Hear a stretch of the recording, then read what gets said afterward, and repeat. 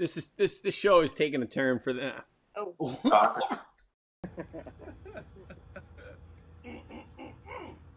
Sweep the leg.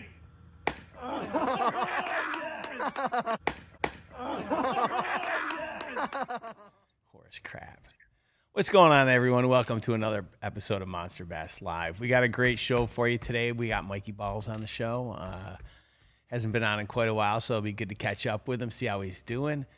Already the hotline's open. Jared's letting you guys line up. Get in line for your questions and call in and have a great time. I'd love to tell you that my sponsor, Liquid Death, is keeping me hydrated today, but we're out of water.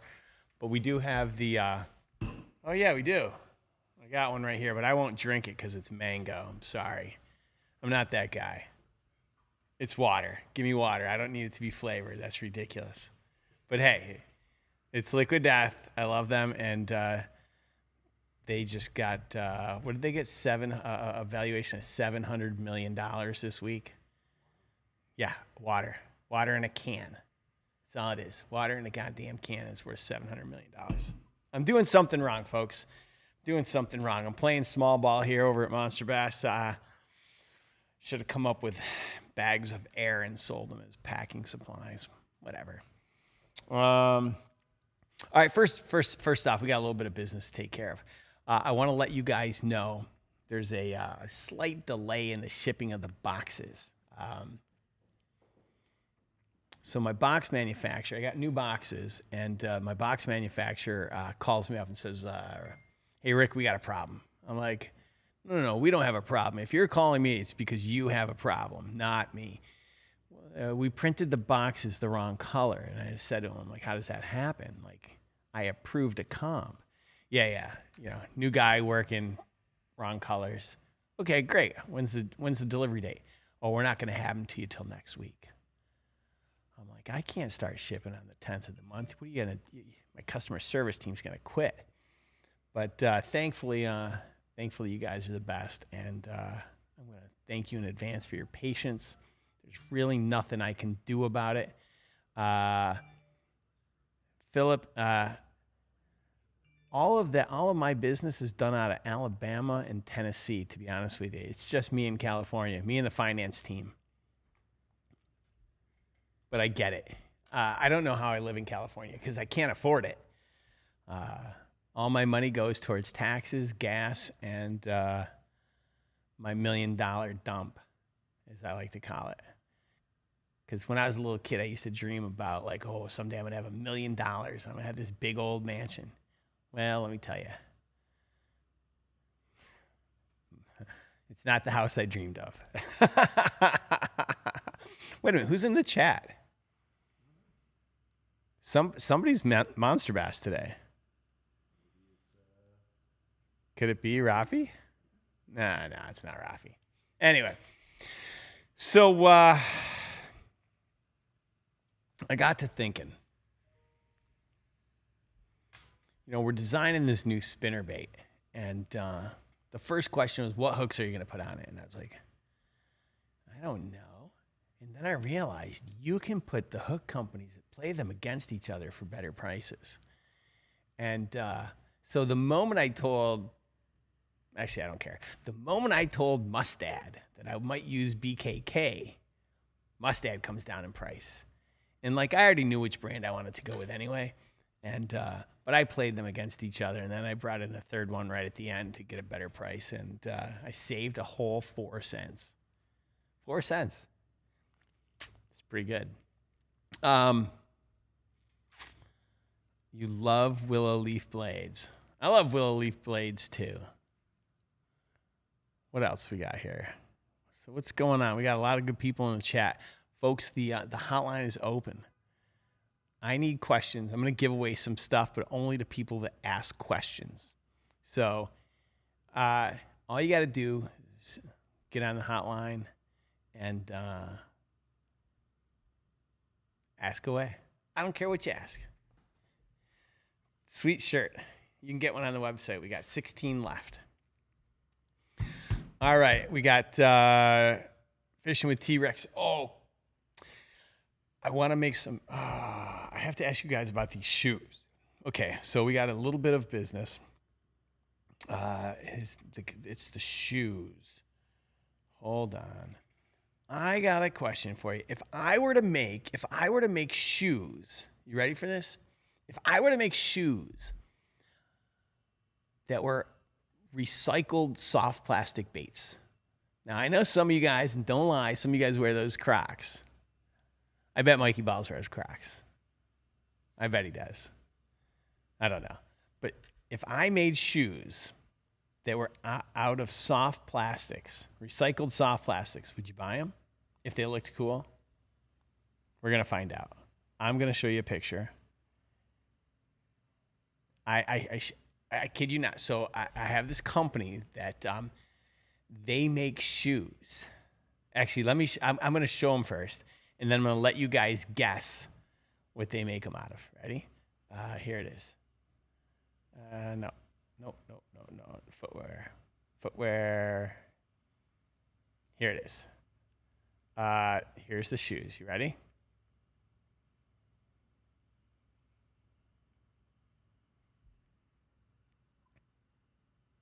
So they look like Crocs. Same material. These are 100% recycled material. What do you think they're made from? I'll give you one guess.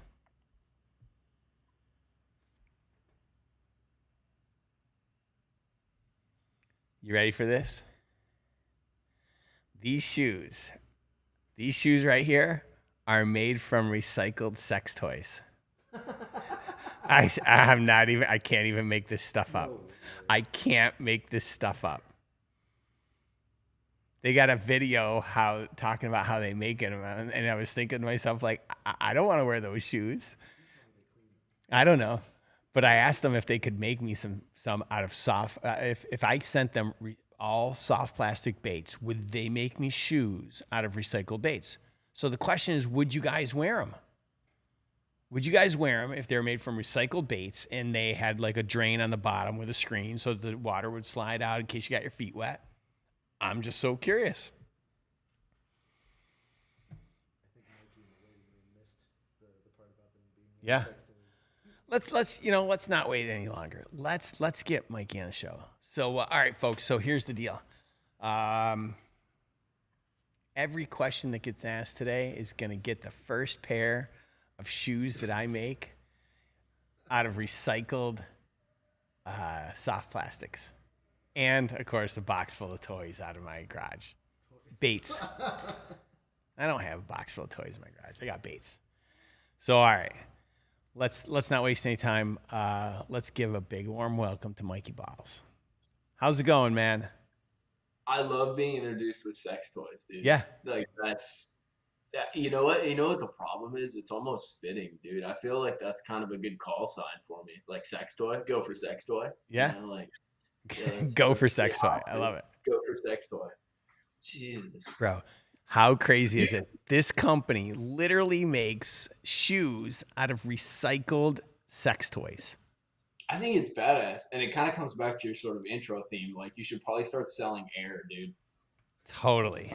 I'm working way too hard selling boxes when I should just be selling vapor. It's unbelievable. Holy shit. That's freaking crazy. Oh my I've God. heard issues. Hey, let me ask you a question though. Seriously, I've been told. So I've never been a Crocs guy. Back in the day, I wore flip flops down in Florida, and I got my toenails burnt off. So I've always worn shoes, and I feel like I'm kind of like the old man. You know how like the old '90s dudes had the white socks on the shoes, and you're like, Yeah, look yeah, at yeah. that old man. I feel like even though I'm wearing like no ankle socks, but I'm still wearing shoes, I feel like I'm the old man now. Do I need to transition into Crocs? Is that like the direction of things, or what's the deal? I'll be honest. I don't think you can come back to the show if you're going to start wearing Crocs. Really? Okay. Good. Well, I mean, I don't know. Do you really want to wear those things? I don't, because I have some choice words that'll get this live stream flagged, you know, if I say them. So I'm not going to. But a lot of guys say they're super comfortable, and like it's like, bro, my feet don't get stinky and wet, and like they let the Take air a shower. flow. Take a shower. That's kind of my thing, but I don't know. I think that they're the dumbest looking things on the planet. Unless you're like 6-year-old twins, you shouldn't be wearing them. Well, you know what they remind me of, and I need to use the correct Yeah, terminology. go ahead. The little people in Willy Wonka's chocolate factory had shoes like that, and so Sure. every time I see them, I just see like the oompa loop, and I see like guys running around in their shoes. So I can't do it. I'm not the tallest guy either, so I don't know. I think the boys over at Burley Fishing wear them. I'm not judging. I'm just saying I'm pretty sure that they wear them. Well, see, that's the thing. Like people that I actually like and respect wear them, and they swear by them. And some of Yeah. the guys, are like guys I would not expect to wear Crocs. See, there you go. There's Paul Glass. Function over form. Yeah, exactly, though, dude. I just don't know if I can take that leap. I like make that transition, dude. It'd be a big step for me. So It's tough. It's tough. I'm no better though, dude. I don't know if you noticed when you came down to Guntersville. So I had those shoes on, and I get made fun of for my shoes. And literally, I'm the cheapest, worst shoe person ever because I find one pair of shoes that I like, and then they stop making them. So I finally like figured out the key to shoes. I buy like 7 pairs, and I'm done. So I found these shoes on Amazon. I'm also the cheapest person to ever walk the earth. And dude, I found these shoes for like $12 on Amazon. Yeah, you told me. Qing province or whatever, dude. And like, yeah, so I bought like 7 pairs of them. So I got to burn through those before I transition to Crocs. So, Well, Big Rich is wearing a pair of Real Tree camo Crocs right now, and he says they're great. Then there's Pelican Bone said that Pelican Bone has made it really clear. Hold on. What did he say? And I quote, Crocs are ugly as sin, but comfortable as hell. Well, that's the other problem. Dude, I want a pair of pink ones, and they only make the pink ones in the chick like sizes. So, like, I'm kind of damned if you do, damned if you don't, you know? What size you need in pink Crocs? It'd be like a 9.5, 10. Do they even come in? All right. Oh, no. Yeah. I'll get them for you. No. Merry Christmas, bro. Merry Christmas. Merry fucking Christmas. Yeah. Oh my goodness. So, wow, we got a few calls. This is exciting. So how's the fishing down by you? You know what, dude? I'm actually kind of pissed at you because I literally went running home at like 3 o'clock because I had to be here to do the audio check and all that. And I was actually on the lake today. It wasn't great, but it was decent. It was doing the stuff I like to do, flipping and using the big stick and that because there's a lot of grass that's growing up. And this time of year, you're either throwing like A-rigs around me or like little tiny, there's a bunch of these like little shad swimming around. And the fish are schooling and chasing that. So you're either chasing that bite or you're like in the thick of the grass with a frog, with a big weight, just getting deep and getting into it. Right on. So what the water today? Like, what's the temperature right around? So that's what's actually kind of mind blowing. It's still pretty warm. But this morning when I got there, it was like 69, lucky number. And then by the end of the day, it was like 73. So it's still summer-ish, you know, but we're about to have a big front. Things are going to cool off, and I think we're going to finally kind of see that transition into the hoodie weather and things along those lines, especially in the mornings. Right on. What man, we've got a guy that's been online for 10 minutes already waiting for you. Let's just take this guy's call. You want to take a call really quick? I forgot. You take calls. I love it. Go call her. This is sex toy. Go for sex toy. Go for sex toy. Hey. Hello. Hey, what's going on? Hey, what's going on, Rick? Man, I'm surprised I got through. Yeah. So how you doing? This is hey, I like the shoe idea. I'd wear them. Now, would you wear them if they were made out of sex toys, or would you wear them if they were made out of recycled soft plastics? Hey, you know what? It doesn't matter. There you You go. don't have to tell people what the shoes are made of, right? That's right. No discrimination here. That's right. Form and function. Right on. They've served two purposes in life. But now I'm down here in West Virginia, and I'm actually new to fishing. Okay. I've been fishing for a couple months now, and I've dedicated my life to it. I've decided I want to be a professional fisherman. Okay. I'm 38 years old. Had a pretty dark past. We're not going to go into that, though. Okay. But I'm kind of depressed that it's getting cold down here in West Virginia, and the fishing is slowing down. Well, this is true. So, what do you do, Mike, when the weather starts to change and the fish start slowing down? Like my answer, I literally moved, dude. I picked up and moved. You just up and leave and go to Florida. I'm out of this shit, dude. I'm gone. Actually, Fly south for the winter, huh? Dude, I'll tell you what. One thing. So I grew up in Wisconsin. One thing that I used to do, because we did some ice fishing, and ice fishing is good for two things: looking at all the stars and drinking beer. Like, the fishing is not great, and you're sitting over a hole, so it gets lame. So I always look for open water opportunities. And one thing that you can do, man, is find a place where a power plant is. And a lot of times those power plants will have discharges into a river or to a lake, and they actually discharge water that they use to cool the power plant.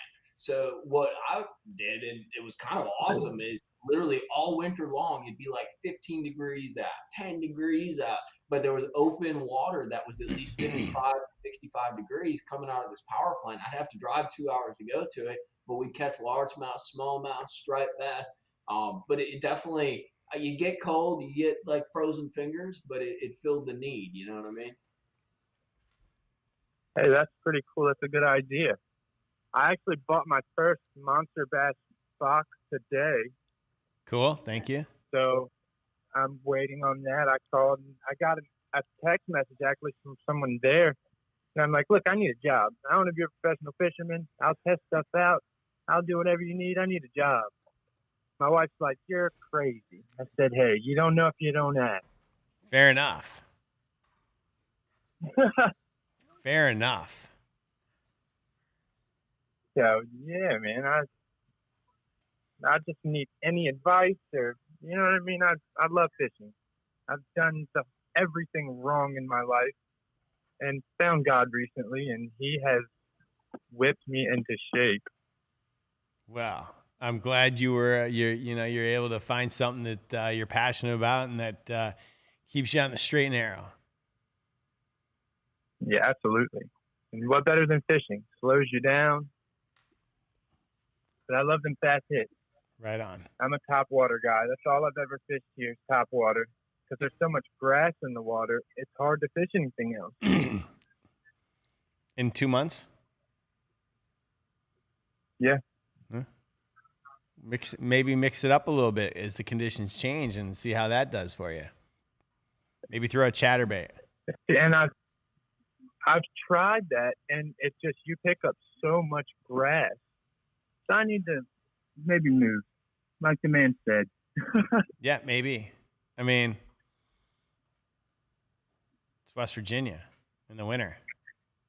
Yeah. Take it to Down in Florida. Berkeley Springs. It's not bad. Right on. Right on. Well, listen. Did Hey, so man, I did you have appreciate you guys talking to me. What's that? I said I appreciate you guys talking to me. Yeah, no problem, man. I appreciate you. Thanks for calling in. All right. Let's I mean, after 2 months he's ready to go pro. That's a leap. I don't know that I could do it, but I give him a lot of credit for making that decision. Best of luck. Go ahead, caller. Go for sex. Hey, Rick. Hey. Hey, man, I just want to tell you, man, hey, I appreciate your videos. I appreciate your show. This is Bob from Alabama. What's going on, Rob from Alabama? I got out of fishing somewhat 30 years ago. Some things that happened. Two of my best partners, my brother and my dad, they both passed away, and it really took a toll on me when I went to the river. But anyway, I just got back in it the last 7-8 months ago, I'm having problems. I live, like I said, here in Alabama, and I don't know if you know much about Logan Martin, which, you know, is closest the lake to me. But the water stays muddy, and I have tried about every lure you can think of. I've got a couple bites on the chatterbait, but other than that, I ain't had no luck. And I was wanting to know if you could tell me about what I could change up, maybe try something different. Is that a question for me or for Mike? No, for you. What would be the best lure that I could choose to maybe get some better bites in muddy water? Yeah. I'm going to defer to Mike. He's a much better angler than I am. I need to be referred to as a sex toy. What's that? I need to be referred to as sex toy. I'm going to defer the question to Sex Toy. He's a much better angler than me. What I would do, man, I Logan Martin, but you know, I believe there's some pretty good spots in there as well, right? Big spotted bass, is that right, Mark? All right, Mark isn't there. Yeah, there's that and largemouth too. There's a few guys I've talked to has been catching some largemouth, and they say they've been using spinnerbaits and chatterbaits, but I've tried about every color, small, large, and I don't know. Maybe it ain't right for me or something. I don't know. So that's what I was going to tell you. Definitely pick up a spinnerbait. I'd recommend like a War Eagle 1/2 ounce, gold blades on it, like gold willow blades, chartreuse and white. Maybe slow down a little bit and don't be afraid to fish super shallow on those rivers like that are skinny with the current. Them fish really use those current breaks, and a lot of times you're fishing dead water in between. So really focus on those current breaks where areas where you're getting that little bit of an eddy. Spinnerbaits, jigs are a big deal too, especially as we get these colder water temperatures. That jig kind of flares, and even though it doesn't seem like it's moving a lot of water, it does displace a lot of water. And especially like a football jig is pretty easy to fish in the current, even around some of that wood and stuff that you see on the banks and that. So I'd look at those two options. The other one is a little annoying to throw, especially in the current around cover. But this time of year, it's tough to beat an Alabama rig. Now, it's also annoying because they hang up and you're either losing $25 or you're going in trying to fish it out, and it's obnoxious, but it does catch them. There's no doubt about it. Like an Alabama rig with blades on it, and just, slang it around that cover, slang it around those current breaks. And what's cool is you catch a bunch of different fish too. You'll catch some white bass, you'll catch some spots, you'll catch some largemouth. You get that whole mix. But that's what I recommend doing. The other thing is too, and it's something that I do, is a lot of times these lakes, they're good seasonally, so it depends what time of year you fish what lake. And I know if you're near Logan Martin, I think you're near a few other Coosa River lakes. I'm not exactly sure of the names, but I believe there's one down there that's a little more like a highland impoundment. It's a little bit deeper. It's got some points and broader. It's a little bit cleaner too because it's not so much related to that river current. Sometimes this time of year, it's good to switch those lakes and maybe tap into a lake like that has a little more spread out kind of layout to it with some of those deeper points and a little bit clearer water. Yeah, that we've got well, like I said, there's more, but Lay Lake and Smith Lake. Smith Lake's the deepest lake we have here in Alabama, but it's like 2 hours away, so I'm gonna have to break down and get off my lazy butt and make a trip up there, I think. But in that box I got today. I actually caught him on Smith Lake the other day, Mark. I was out there out on the west side of Smith Lake, fishing like really flatter like points with a drop shot rig, and I was using my forward-facing sonar, pitching a drop shot to them and actually catching them. Nothing big, just a bunch of them little rat spots, like 12, 14-inch long. Oh man, yeah. Well, we got the full moon coming in tonight, and I was gonna try it tonight because I fish also with the almanac, but I know y'all got a lot. The fish bite. Collar in, You get a lot of but I fish was gonna bites ask- with the almanac. Yeah, Oh, all right. not here lately. I have. You might want to go pro. Like I said, I'd go pro. sir. I'd go pro. Well, it's a lot of them that I've got more bites on was in little small ponds and stuff like that that I've been fishing in. But these bigger lakes, I've been trying to get in them. But I was going to ask about this one bait, and I'll let you guys go. Okay. The spin doctor that I got in my box today. Would you recommend that one? It's a the spinner white bait. with a chartreuse with a willow leaf. Oh, it's Yes, sir. vicious fishing. It's vicious fishing spinner bait. Yes, sir. Yes, Yeah, sir. yeah. It's a great little spinner bait. Double willow. Yes, sir. Which color did you get? The chartreuse and white. Yeah, that's perfect. It's Man. got the all right. Well, it's got the chartreuse, willow leaf, and it kind of looks like metallic, but it's just a silver. I'm gonna try it this weekend, guys. Hey, I don't want to keep y'all holding up. I appreciate you. I'll be watching your videos, and I'll definitely be ordering more from you guys. Appreciate you, man. Go catch them thank up, you. Mark. All right. Have a good evening. Good luck, man. Bye-bye. All right. This guy. Go for sex toy. All right, that's what I'm talking about. I always call in for a good sex toy. Yeah. What's happening, fellas? T-Rex calling in here. What's going on? How you doing, Mikey? What's up, dude? Oh, not much. Not much. Just excited to get my shoes. As you know, I sent you the picture. They should be here in a couple of weeks. I thought you meant the ones that I'm going to Yeah. make out of sex toys. Well, yeah, I can't wait to get a pair of those too. Because Bro. when I get them, I'm gonna have them airbrushed and put the balls on them.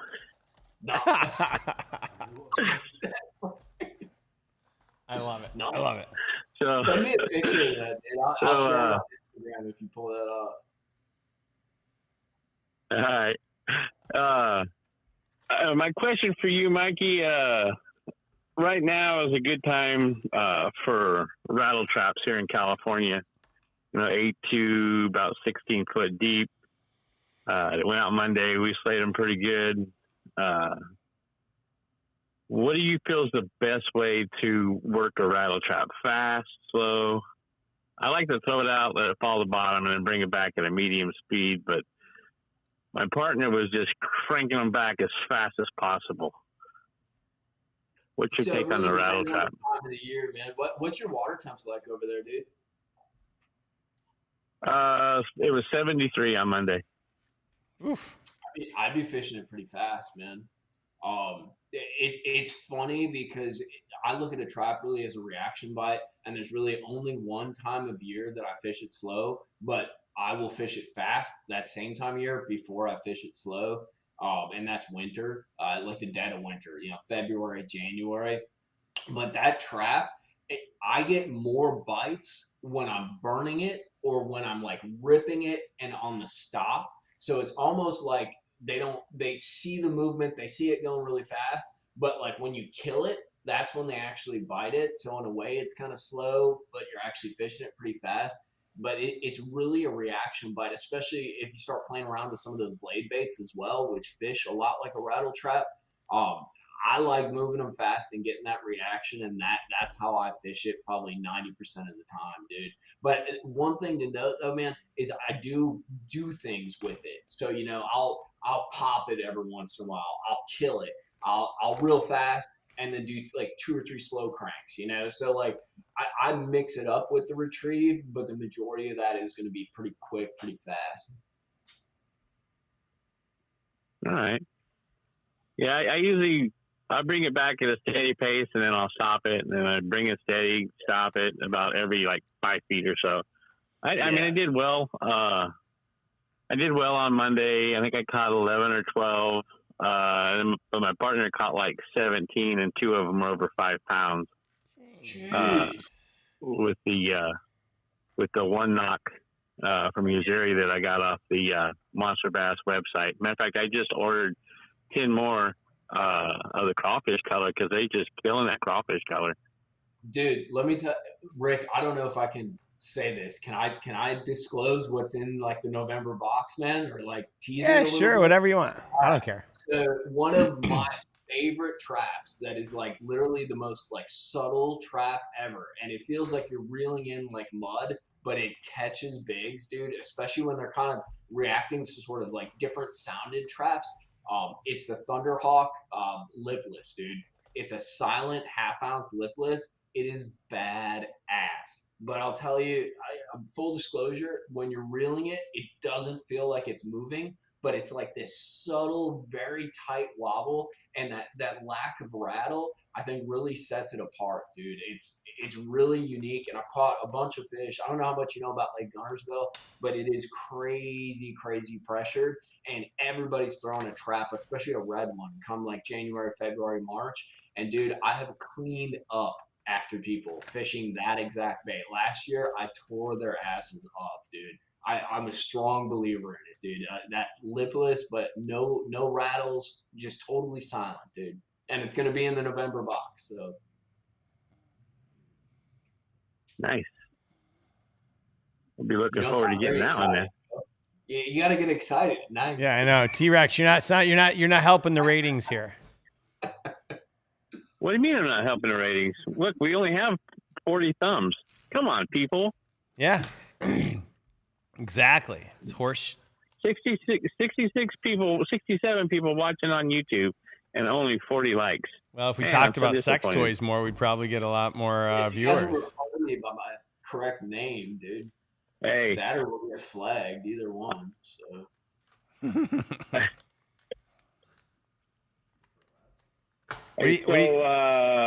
I'm good. No, you go ahead. It's your show. I'm just gonna let you know that I'm gonna be sending you a box. It's basically a thank you box for the donation. But I'm gonna send you some WWE shirts that I've had folded up in a box that were given to me because they're, I'm a big guy and they're way too small for me. They'll probably fit you. So. Oh, I thought you were going to tell me you were going to send me shirts that were my size from back in the day. So, I love they it. were a buddy of mine used to get a box from WWE, and he had all these shirts, and he's a big guy like myself, and they don't send out big shirts. So he's like, "Here, take all these shirts." I'm like, somebody will want them, so I'm gonna send them to you. Thanks, man. I appreciate it. That's awfully nice of you. So. I figured if you didn't want them, the kids to wear them, or use them to wash your car with. No. No. Or use them to hide your sex toys in. Yeah, that's more like it. Yes. What T-Rex? What size are you? Me, I'm 4X. 4. All right, because I just placed a new order of stuff, and I want to make sure I'm taking care of everybody. Yeah. Yeah. Yeah. Again, you don't sound really excited. No, I am excited. I was going to ask you, like, which shirt are you going to bring in? What shirt do you want? Are you going to do the performance shirts? Why don't you just tell me what you want, and I'll take care of you. What do you want? I like the performance shirts with the hoods, especially here in California, because you know how that sun beats down on us out here. So. And the two that I bought are looking pretty shabby already. So done. But then again, if I wouldn't be yanking that top water a little too hard, sometimes it comes flying back at me and slams against my shirt. So, and breaking fishing poles. You know how I do it. All right, we're gonna take care of this right now. Hold on a second. Hey, I want to get back to the sex toy thing. Those aren't used sex toys, are they? He's on the phone, bro. I don't know. He's not going to answer. He's not going to answer. He's going to leave me hanging on a live show. This is Tyler Jaskowitz. sorry I missed your call right now. Please leave your name, number, and a brief message, and I will get back to you as soon as possible. Thank you. Have a good day. At the tone, please record your message. When you've finished recording, you may hang up or press 1 for more options. Hey, Tyler, this is Rick. Okay, we're live on throughout the world on YouTube, and everybody wants hooded sun shirts, and we got to go up to 5X. So whatever order we just placed, make sure we got some 5s and some 4s in there for, as Gramps said, call it the big boy size. So make sure that we get some, okay? Thanks. All right. He'll get some for you. All right. That's what I'm talking about. All right, Gramps. Or, I mean, T-Rex. Bob, come here. Hey, just because I'm 51 doesn't mean you got to call me Gramps. Listen, I'm older than you. Yeah. Dude, I wish I was as cool as Gramps. Oh, Gramps it's is a cool Bog. dude. Somebody asked about him. So Oh. I'm putting him in the mix. Oh, You see the people? You see Here the you people? go. Here you go. He slept with me. Yeah, he licked your ear, dude. I remember that. That was pretty hot. So good. So good. So, all right, T-Rex, you got any other questions for Mikey? no. So I do have a question for you. Okay. Did you actually like the shoes I'm getting made, or no? Do I like them for me? Like, would I personally wear them, or would I personally sell them, or would I like what? I mean, do they look all right? That's all you know. Yes, I think they look I great. made them to represent your brand for me for my tournament series. So I just wanted to make sure that, they're Rick approved. They're Rick approved. Now, All right. yeah, I love them. That's all I wanted to hear. All right, thank you, man. I didn't want to be wasting my money and you go, those look like shit. No, I would never say that. I'd tell you if I didn't like them. All right. Well, Mikey, thanks for answering my question. It helps out a lot. And, Yeah, let thanks me for know how taking my it goes. call. And Let me know how it goes, dude. oh yeah. My partners right now that I fish with, he's doing that Lake Mojave tournament right now. So I'll be fishing this weekend by myself, but then we'll start getting ready for our tournament here at Millerton Lake in a couple of weeks. So that's going to be one of the things I want to be throwing. I'll be throwing the Ragnar early morning, and then I'm probably going to go straight to trap for most of the day. Hey, I'll give you one tip. When in doubt, just stuff lead sinkers into their mouths. You'll win every I tournament. hope we're going to bring that up, dude. I hope we're going to talk about it. We are. Yeah. So. Oh, let's talk about it.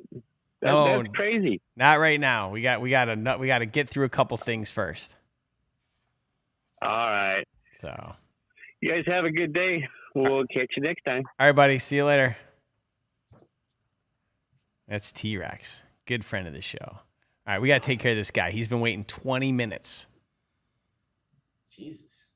Nothing's worth 20 minutes, dude. Go for sex toy.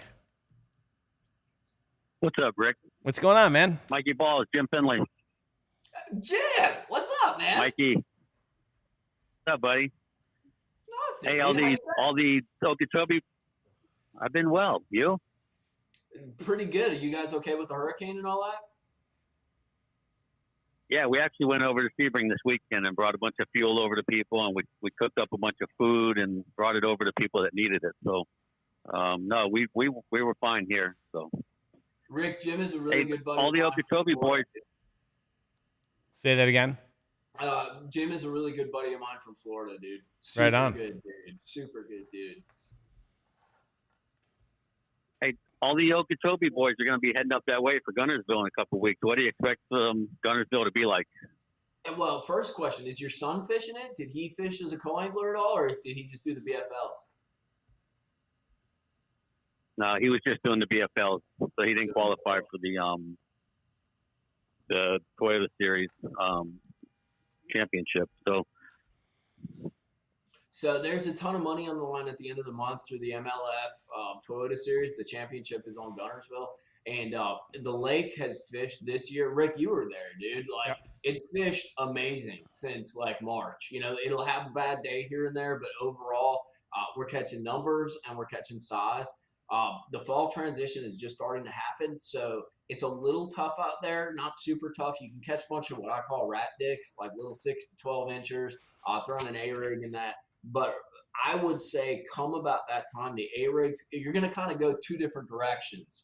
One is going to be A-rig, chatterbait, spinnerbait. You know, you're power fishing. You're mimicking a lot of that little shad, that little bait that's kind of schooling and potting up on those shallow flats. Or you're going to be fishing grass, dude. So it's actually going to fit right in the wheelhouse for a lot of the Okeechobee guys, because it's going to be fishing a frog, fishing a buzzing frog, fishing maybe like an easy swim bait, buzzing it over the grass. Some guys will probably be pitching a stick bait around depending on the water temps. But then the other thing is that punching bite. It's always a player that time of year. It's been that actual tournament has been won multiple times punching. So I would say it's going to be kind of that sort of game. Are you going to stay in the lower half of the lake and cast and reel? Are you going to go to the upper end and get your braid out and get your heavy flipping stick out and go deep into that grass? It's going to be a fun one to watch, dude. If it keeps fishing the way it's fishing, there's going to be some big weights, and it's going to be cool, dude. That's awesome. You know, you're gonna have guys coming from all across the country to fish that tournament, since it being the coming up, so. dude. I think Val, Donnie, Matt Weeda, freaking Nicholas Honig's coming up. A bunch of my Florida buddies are gonna come up and fish, dude. So it'll be cool to kind of drop in and see those guys. Yeah, it was good to see Nick last week. Win that BFL down here. You know, he's been out there 8 years now, and he, finally got that first win, and I was so excited for him out there. Just sitting there watching him weigh in, and I felt bad for the guy that finished. I think he ended up finishing 4th or 5th. He had like 28 pounds the first day and only came in with 1 fish the next day. So, but Nick, he's so consistent. But it's this time of year too. That lake is always fickle, dude. It's always a weird derby, man. Like it's such a crazy deal. But I saw the pictures of Nick, and I talked to him afterwards via text. He was glowing, dude. That is such a cool deal, man, to see. Because I'm getting old, man. Like, these guys were all like the kids, when I was fishing, dude. Like, these guys were all like the young guns, and now they're winning like BFL 2-day supers and stuff. So it's pretty cool to see that, man. Yeah, I remember Nick wasn't even old enough to drive when he was working over in the warehouse, So it's just cool watching these kids grow up, and so yeah. No, I was gonna, I work for some other fishing organizations, but I was gonna talk to you about the thing that turned the fishing world on its head this week. But I guess you guys are gonna have another show about that, so I won't get into that tonight. Is it about the guys that go for it? Fish?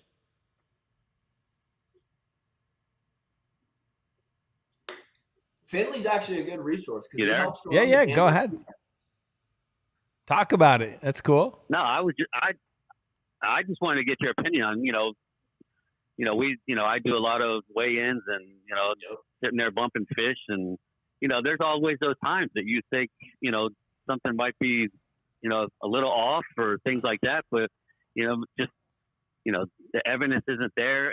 But I think this guy knew that, there was something, I hate to say fishy, but fishy about what was going on there. And, 4-pound fish weighing in at 7 pounds. That guy, my hat's off to that guy. He did a great job with what he had to do, and I don't think that whole thing's over with yet. No, it's not over with, and clearly, listen, we know cheating happens all the time. Those guys got greedy as shit, right? Like, if you're gonna do it, you're not stuffing 3 pounds in. You're stuffing 1 pound, right? You're just asking to get caught. Right? Like, you just got cocky and arrogant, and you've probably been doing it for so long. You're like, oh, we can get away with anything. Let's just do this. And, I think those 2 dudes are going to have to move out of the state, and they're never going to fish the tournament again. But how can you? They probably live in some small town, and where everyone knows everyone, and they're going to get oh my God, they're going to get their poor wives if they're married, because their wives are going to just be shunned for no reason whatsoever. It's so bad. So bad.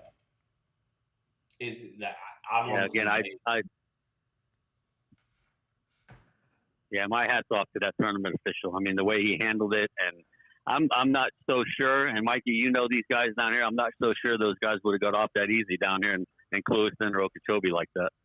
No, I was amazed that there wasn't. There was some aggressive language, but there was not any aggressive physicality, which was surprising because it looked. I mean, everybody's seen the videos. It was escalating quickly. And I talked to the tournament director again. He didn't diffuse the situation because I don't think that was appropriate, but he did. He did take the right protocol and the right steps to sort of control the situation and get things moving forward to where they needed to end up, which isn't a good place either, but it was where it needed to go.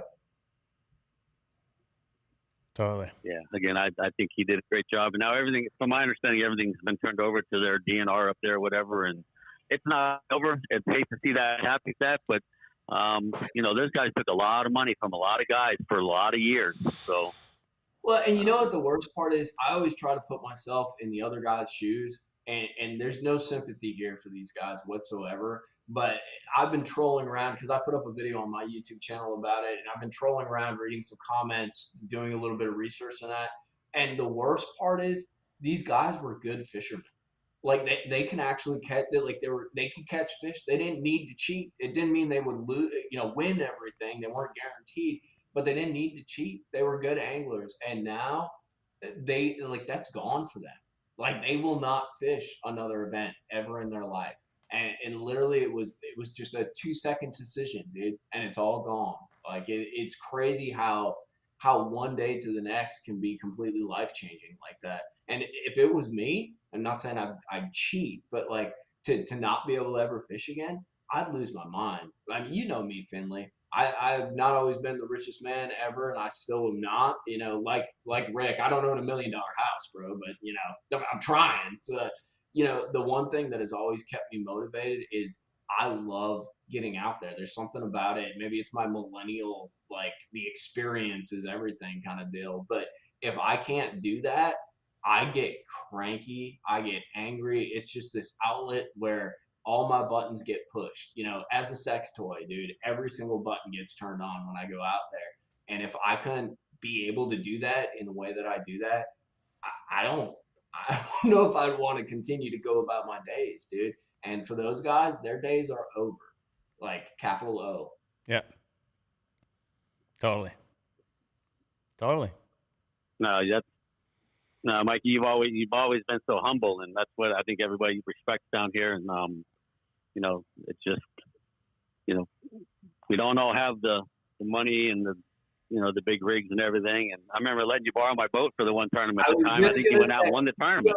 So. On a lighter note, dude, on a positive note, this is how cool Jim Finley is. So I was fishing the BFLs back in the day out of my little Tracker 175 with a 75 horsepower motor, little tin boat, and you'd have a co-angler in that. And Finley is the most giving, nicest dude. And I needed a little bigger boat to fish the Derby, or I wanted to have a little bigger boat. And I asked Finley if I could borrow his boat to fish the Derby. And he actually let me. I wouldn't let somebody borrow my boat. He let me borrow his boat, dude. And I actually ended up getting a second place finish in the tournament that Finley let me borrow his boat, dude. He let me practice in it. He let me fish the tournament. And I was some like dirtbag kid, with no money in that. So if something happened to the boat, like it would be all on Finley. And he had faith in me and let me borrow the boat. And it actually turned out awesome. And I can't thank him enough for that. I think you've done that for a lot of people, though, Finley. You've been a cog in the progression and the growth for a lot of people that have come into fishing, maybe not with all the resources that they want, but I think you played that role, man, and I know a lot of people appreciate it. No, I appreciate that. I think, Matt Weeda, he was without a boat a couple of years ago, and he's borrowed my boat. I think he went to Seminole, he went to Santee, and went to St. John, and cashed a check in every one. More money than my boat's ever won. That's funny because the one person I borrowed my boat to was Matt Weeda, and he came back with two things. He broke my glove compartment and he stole all my waypoints because he plugged his graphs into my graph. So Matt Weeda inadvertently has every single waypoint that I have in Florida. And it's not even his fault, so I can't even be angry with him, but I'm still angry with him. So. So. Right on. Right on. It's good talking to you, Rick. Nice meeting you, and Likewise. we'll let somebody else get on. I'm sure there's a lot to talk about tonight. So, Mikey, hopefully we'll see you in December sometime. I would love that, Finley. It's good talking to you, dude. All right, buddy. Thank you, guys. All right. Finley's awesome, Rick. Yeah. He's one of those guys. He doesn't say much, but dude, he's involved with a bunch of the youth things. He always would bump fish at our Gambler Free tournaments, and he was always just the nicest guy. Like back in the day when I was shooting videos on Okeechobee, like I was this little rat dirtbag kid, like, and all these guys would like quietly make fun of me because this was before YouTube was cool, and I was never cool, you know. And Finley was always like supportive, nice, but not in like in a what's the right way? Not in like in a totally giving way, but he would like motivate you. He'd be nice to you. He'd say nice things to you, but he'd also like drive you to kind of be better, to continue what you were doing. He's one of those guys, like as a mentor, like priceless, dude. Nice. Absolutely priceless. Super good, dude. Yeah, people like that they're when you find them, keep them close. Yeah, 100%, man. All right, before we go to our next caller, we're going to do some golden tickets. So now's your time. If, in your box, individually numbered golden ticket, I call out your number, shoot me an email at marketing@monsterbass.com. We'll hook you up with a whole bunch of stuff. All right, first number, 08936 09557, and we'll do one more right now. 10178. You won a box full of sex toys. Dude, all I can think of is golden showers, dude. Oh. I'm sorry. I can't help it. We should have you on the show more. I'm sorry. I'm kicked off. Oh, no, you're coming back more often. Oh, my goodness. Dude, the context was there, like the tease in the beginning. It was all there, Rick. I'm sorry, dude. Yeah, there you go. Oof, we're going to go to this caller. They've been waiting 20 minutes just to talk to you. What a mistake. Yeah. Go ahead. Go ahead, caller. Yo, what's up, guys? Can you say again? Hello? Hello? Hello? Hi. Are you there? Yeah, I'm there. Yo. Hi. Bro. Yeah. What's going on, y'all? We're just hanging out, talking about fishing and sex toys. This is the sex toy line, right? Yeah, it is. That's the only reason I'm calling. I don't care about fishing at all. I just want to talk about sex toys. Yeah. I can't hear you, man. Is it me or yeah? I can't understand. It's me. Well, I think. He hung up. He waited 20 minutes and he hung up. All right, well, let's go back to California. And then I need you guys to call in and ask some real questions about whatever you want. Go ahead, caller. Rick, what's going on? What's going on, man? What's going on, Mikey? What up, dude? All right. How'd I'm hoping the procedure went well for you. Well, all right. So for everybody at home, I had my colonoscopy on Monday. That was a lot of fun. The last thing I remember, the anesthesiologist is, she's like, all right. She puts the mask over my face, and I said to her, listen, if you do your job and I come out okay, I said that trip we were just talking about, I'll carry the luggage. And that was the last I heard from her. So it didn't go. It didn't go down or anything. No, it didn't go as I had hoped. I thought I'd be off and planning a trip to Patagonia with my anesthesiologist, but it went okay, and there's no polyps, so I feel pretty good. All right, so this is the sex toy hotline, right? Yes, it is. Go for sex toy. Okay, good. All right, I just want to make sure. Hey, this is Big Rich, by the way, but I was calling because I am this weekend. I'm going fishing at the Ozarks, and I'll be fishing off the bank. And I'm struggling on what I want to take with me, and I don't want a skunk. So, you guys got any tips or advice? What I should bring? What I should throw? Shaky head. Shaky head. Shaky head. Okay. Shaky head with like a robo worm or some like hand poured worm. With a what? Like a hand poured worm, something super soft. Okay. So I got some hand poured swim jig. You think that'll work? No, I mean like a hand poured worm, like a soft plastic that's super supple. Oh, okay. All right. What about like crankbaits or square bills or anything like that? What are you sniffing, Rick? I got some. Someone sent me some baits, and I'm just checking them out. Damn, dude, they stink, huh? Yeah, really bad. Are the shoes coming as scented?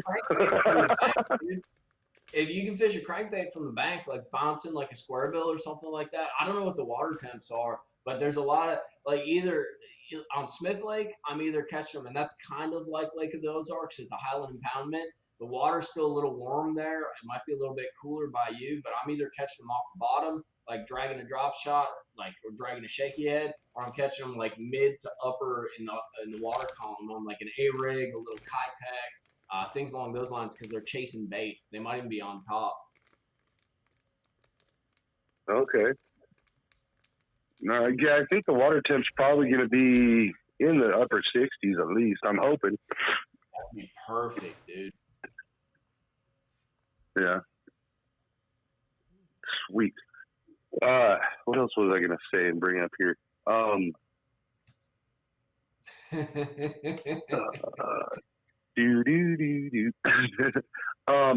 the heck was I going to ask? Oh, hey, Rick, I got a question for you. It's completely up to you. You can say no, it won't hurt my only feeling. My daughter's got a youth group thing going on. They planned a fishing trip, and they asked me to help run it. And I was thinking maybe I could reach out to you and maybe get 1 or 2 boxes as some prizes for the kids, whoever win the fishing derby. Sure. No way. Yeah, sure. Dude, that is awesome. What do you need? Awesome. Why don't you email me? Email me at rick@monsterbass.com. Tell me about it. Okay. For sure. Awesome, man. That's going to be awesome. I appreciate that. No problem, man. Happy to help you. Yeah. So, it's going to be about 30 kids between the ages of 10 and 16. So it'll be a lot of fun. Cool. It'll be a lot of fun. All right. Happy to help you out, man. That's awesome, man. I appreciate it. No problem. Well, I guess I'll let you guys go. Get some other callers in here. Thanks. And appreciate what you do. I can't wait for this month's box, man. Yeah, I can't wait to ship them either. We're behind schedule. Yeah, it happens. So, all right, man. Thanks a lot. All right, you guys take care. Yeah, no problem. Thank you. All right, I'll email you. All right, guys. All right. Wow, there's a lot of people that want to talk about toys. We're going straight to Utah. I don't think they're even legal there, dude. No, I don't think so either. Go ahead, caller. Dang. What's up? Out of Utah, here I am. How's it going? Good.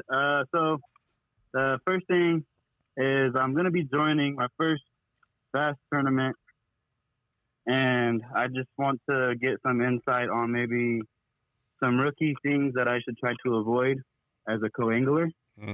I kind of got an idea of like what I'm going to go out there and throw. I'm not trying to be overly confident. But, yeah, like I said, this is just kind of my first tournament and kind of want to get some insight on what you guys might try to avoid from mistakes and stuff like that.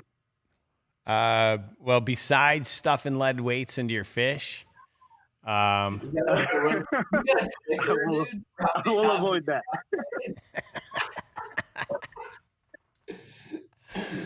What was that, Mikey? No, I was saying Rick needs a clicker, dude. We'll see how many times he can kind of slip that deal in. Yeah. Yeah. What advice you give him, Mike?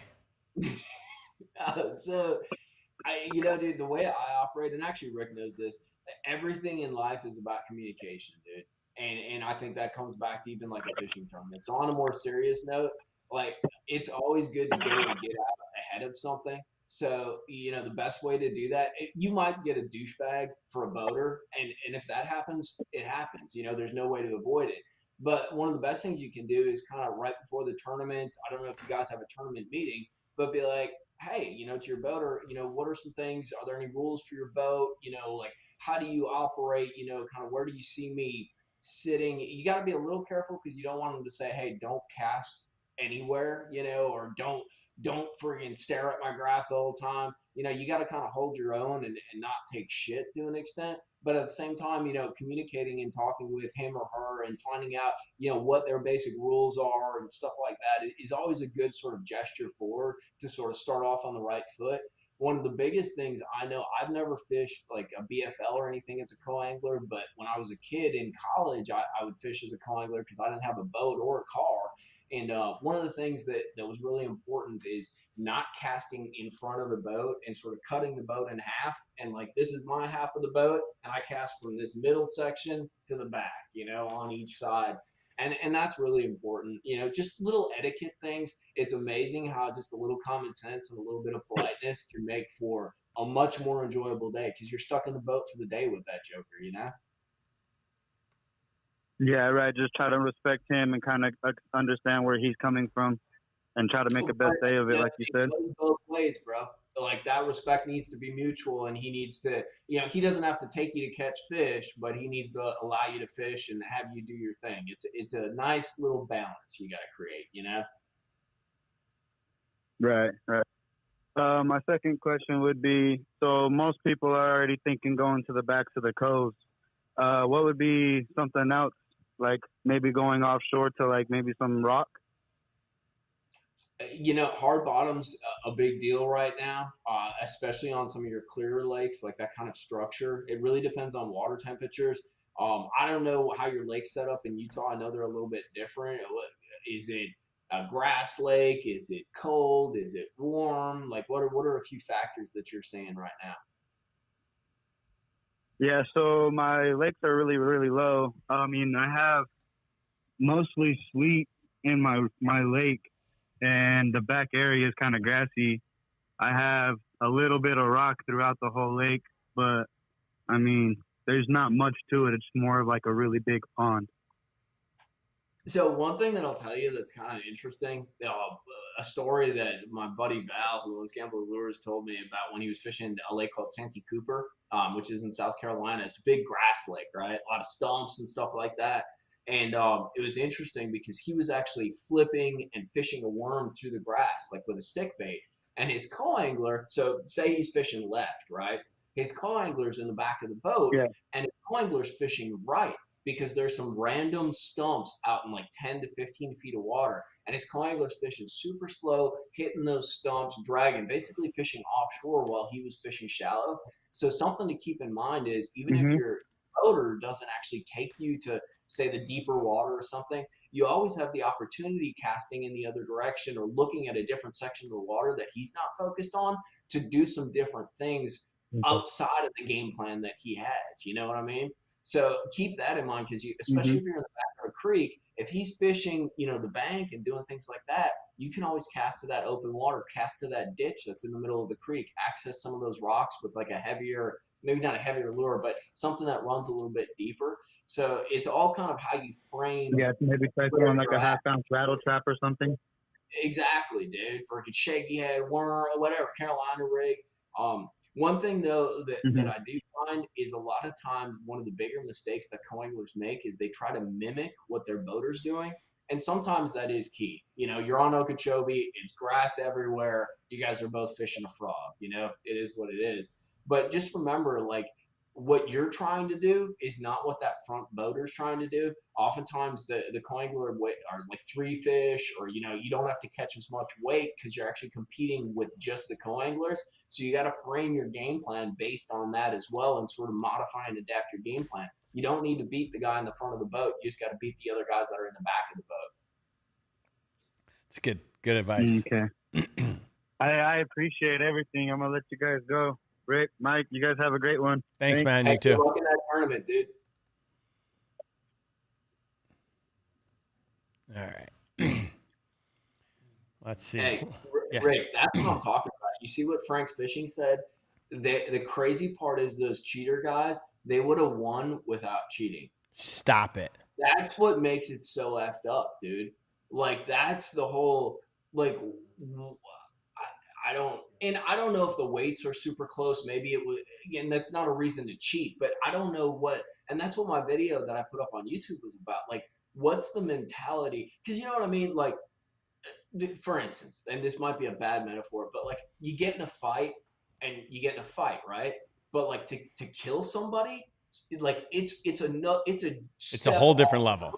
Yeah, dude. So like, what drives you to take that other step that's like a complete like drop of 175 feet into a rocky basin filled with like hooks and spikes, like what pushed them over the edge? They were competitive, they were good anglers, they'd already made a bunch of money. Like, what is that click, dude, that says like, I'm gonna send it in the worst way possible, Totally.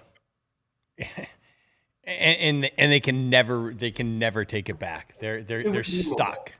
100% irredeemable, dude. Yeah. So bad. All right, let's see what this guy is, though, dude. Like, and this is where guys will get pissed at me, and that's where they kind of got pissed in the video that I put up a little bit. Like, I'm not a big fan of this whole concept of cancel culture, but I'm a fan of what happened to these guys because it acts in 2 scenarios. One, it condemns them. They're guilty of the crime. They take a bunch of social, what do you call it? Like, you're naughty, like scolding or whatever. And then it also scares the living piss out of anyone who's doing this right now or thinking about it. But like, I don't know, some of the stuff I listen to, like, and read, like, 2 things can be true at once. But I don't like the concept that someone can be shamed online, because what if, in this case, they're guilty of sin, right? Right. But what if there was more to the story, and all you get is a 15-second TikTok, dude? It's the slippery slope, Like, what if some dude puts up a video and he's able to cut it or write or something like that, and he implies someone's cheating without them cheating? The internet finds you guilty. Totally. Like, 100%. That's the fun part, dude. So, like, I'm behind what happened in this case. I'm always worried about where we go moving forward, Like, if people see this, they see the pattern, and they're like, dude, Joe freaking catch a big fish, dude. He's always whaling on us. He's always catching them. And all it takes is that one guy to start some shit or something. And then all of a sudden, like, he puts up a video and he's like, Joe catch big bass is cheating, boy. And then the whole internet comes in and they're like, Joe, you're canceled, bro. Totally. Like, so that's the only thing. This one's a blatant indiscretion. Yeah. Like, these guys are dirty, But moving forward, every time it makes it easier for something like this to happen. And my only concern is, are there going to be situations where they weren't cheating? Guys, there's a grudge and they don't like them because they're that good, Yeah, totally. Let's go. Let's bring this guy back in.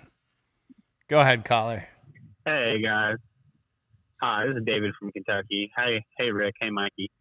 I was on a little bit ago, but I was going to let Mikey finish his conversation. It's a great story. And you're right. I mean, there's 2 sides to every story. These guys definitely seem dirty posted on YouTube, all over YouTube and YouTube Shorts. Not 100%, wasn't there. I do want to call out, great box last month. Love the buzzbait. Thank you. Thank you. I'm in Kentucky. I'm in Kentucky, and I don't know if it's like harder in Kentucky when it comes to bass fishing than it is in some areas. it's definitely not fantastic. And some people are probably like, you know, you're not throwing the right baits or you're not doing this right. I mean, I've tried everything, and average size bass that I've caught is anywhere from 3 to 4 pounds. And I know there's like bigger bass in some of these lakes that I'm out here fishing. I just can't get to them. Is there like any, you know, anything any tips you can give me or anything for like these kind of conditions, this area? I'll throw 2 things out there right off the bat. And this is just one thing that I've learned moving up to sort of the south, I guess you could say, is fall in general sucks. There's definitely some opportunities to catch fish when they're schooling, or if you have grass in that or if you target spotted bass or smallmouth, there's other seasonal opportunities. But in general, fall and late summer is probably some of the toughest, but can be the best time of year to fish. And I know that's sort of, a lot of guys say that about a lot of times of the year, but really it's true. It's just a tougher time of year. One other thing that I've learned up here though is, and it's something that I'm gradually getting into, but I haven't quite adopted because I'm not super comfortable with it, is these fish really do respond to some of those bigger swim baits. And if they don't eat them, you actually see some of the bigger fish following them, like a big glide bait, things along those lines. They're really obnoxious to throw because it's like musky fishing. It's 1,000 casts to get one follow up or one possible bite.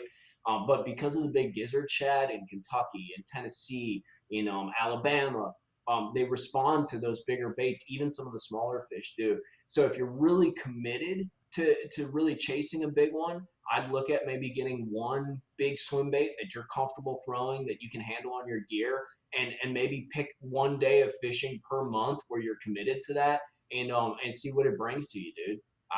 I have trouble with that because one of my goals is to always make a video, and I like catching numbers, understanding what's going on, and I need content. I want to catch a bunch of big fish or a bunch of fish. So I have trouble committing to that big fish pattern, but that's something that I definitely look at, man. Right. That makes a lot of sense. I mean, I see shad schooling up all the time, like big balls of shad all over the lake that I normally go to on Saturdays. And I tried like sending it through them. I tried letting, casting like 10, 15 feet behind the balls and letting it sink to the bottom. Cause like, I watched a video, I think it was last box, maybe the one before, where they said to cast past the schooling bait and let it drop to the bottom because that's where the big bass are going to hang out. I tried that. I tried dragging across the bottom underneath, tried dragging it through, tried letting it drop like 3 or 4 feet. I just like near the balls of the shad and stuff, like I can't get a bite. Now, if I'm going towards the shore, anywhere from like... Are you fishing from the bank or fishing from a boat? I'm fishing from a boat. Do you have sonar? No, I do have a fish finder, but it's like ancient. It's old black and white hummingbird. Can you see the balls of bait when you're driving around? Yeah, they're all over the place. There'll be like 15 in one little cove. I mean, they're just popping off the top, and you look down there, you just see a big ball of silver shad swirling around and stuff. Well, I'll throw you a little tip. And full disclosure, it's a lot easier to do with either like a nicer fish finder or with forward-facing sonar because you can actually track the fish. Because you probably notice, like, if you see one pop up, like as fast as you cast to them, they're gone. They're scooting around a lot, right? But one thing you can do is a lot of times this time of year is there's bait, but there's no fish. And it's almost like, dude, what the hell's wrong with these bass? How do they not know all this bait's here? Right. But basically, use your sonar, find those bait balls. But then the other thing you're looking for, I'm assuming you have 2D sonar, look for the little arcs under the bait balls. And when you start seeing some of those arcs, fish that cove, fish around in that area, because at least that's bad. Yeah, there's game fish chasing it. And that's kind of a little way to be a little more efficient. It doesn't always work because they're scooting around so much, but definitely skip the coves where you're just seeing bait and you're not seeing arcs chasing them. That's one little thing that you can do, dude. Right. Yeah, that makes sense. I mean, at one point I just figured like there's too much shad in this lake and they're just eating too well. At one point, I mean, I was catching more fish off of like 4 to 5 inch water, dragging it in over to like 1 to 3 feet range from like the 3 inch and dragging it over. As soon as I hit like 1 to 3 foot range on like a plopper or a buzzbait, they'd be on it. But like with the balls of shad and stuff, like almost couldn't get nothing. The other thing that you can do, found it. Here's one more little quick tip that you can do. Like, so, you know, like the buzz bait, for instance, that came in the last box. So you put a little like swim bait on it or something along those lines. Sometimes with all that bait, it's about differentiating a little bit. So even if you got super clear water, dipping your soft plastic trailer for that buzz bait in like a little bit of chartreuse, like making it ever so slightly different so that what the bass is actually eating is the thing that's different, you know, like it just separates your bait from all the other shad. It doesn't look so much alike. But that's a little thing, especially with spotted bass. I find it works. Right. It makes it easier for them to differentiate the actual shad from yours. Exactly. Okay. I appreciate it, guys. Okay. Thank you. I appreciate it. All right, man. Thanks for calling in. All right. We got a few other callers. Well, I don't know if I'm ready for this one. Oh, no. I thought it couldn't get any heavier, dude. Oh, take a deep breath. Oh, my God.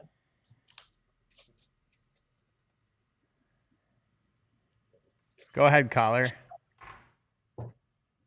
Hello, you know who it is. It is Mr. Gambit 2000, guys. What's up? I was worried about the show going off the rails, but no need to worry. You and Mikey Ballz officially sent this show off the rails about 45 minutes ago. That's official now, so I can take it and drive around the rails right now. What's going on, man? Oh, nothing much, man. I got to ask, did they take photos of your colon? You know, you get your photos when they do your colonoscopy. They give you photos, my brother. Did you get your photos? Yeah, I got my photos. Let's see it, bro. I don't have them here. See? Actually, I know Mikey Ballz was going to ask for the photos already. Oh, no, dude. I didn't mean I'm going to tell you. This is classic. I'm going to tell you right now. You know, let's take a little housekeeping before we take a little further off the rails. So here we go. Get on Rick's VIP list, guys. It's 3 months of the last of the year. Officially, Rick knows he does crazy stuff sometimes twice a week. If he's giving out stuff, if you're not on Rick's VIP list, you don't get none of Rick's stuff. So get on Rick's VIP list and give that man a chance to give you something throughout the week. And when the holidays come along, you know he's going to throw out some crazy stuff. So be prepared. Now, here we go, guys.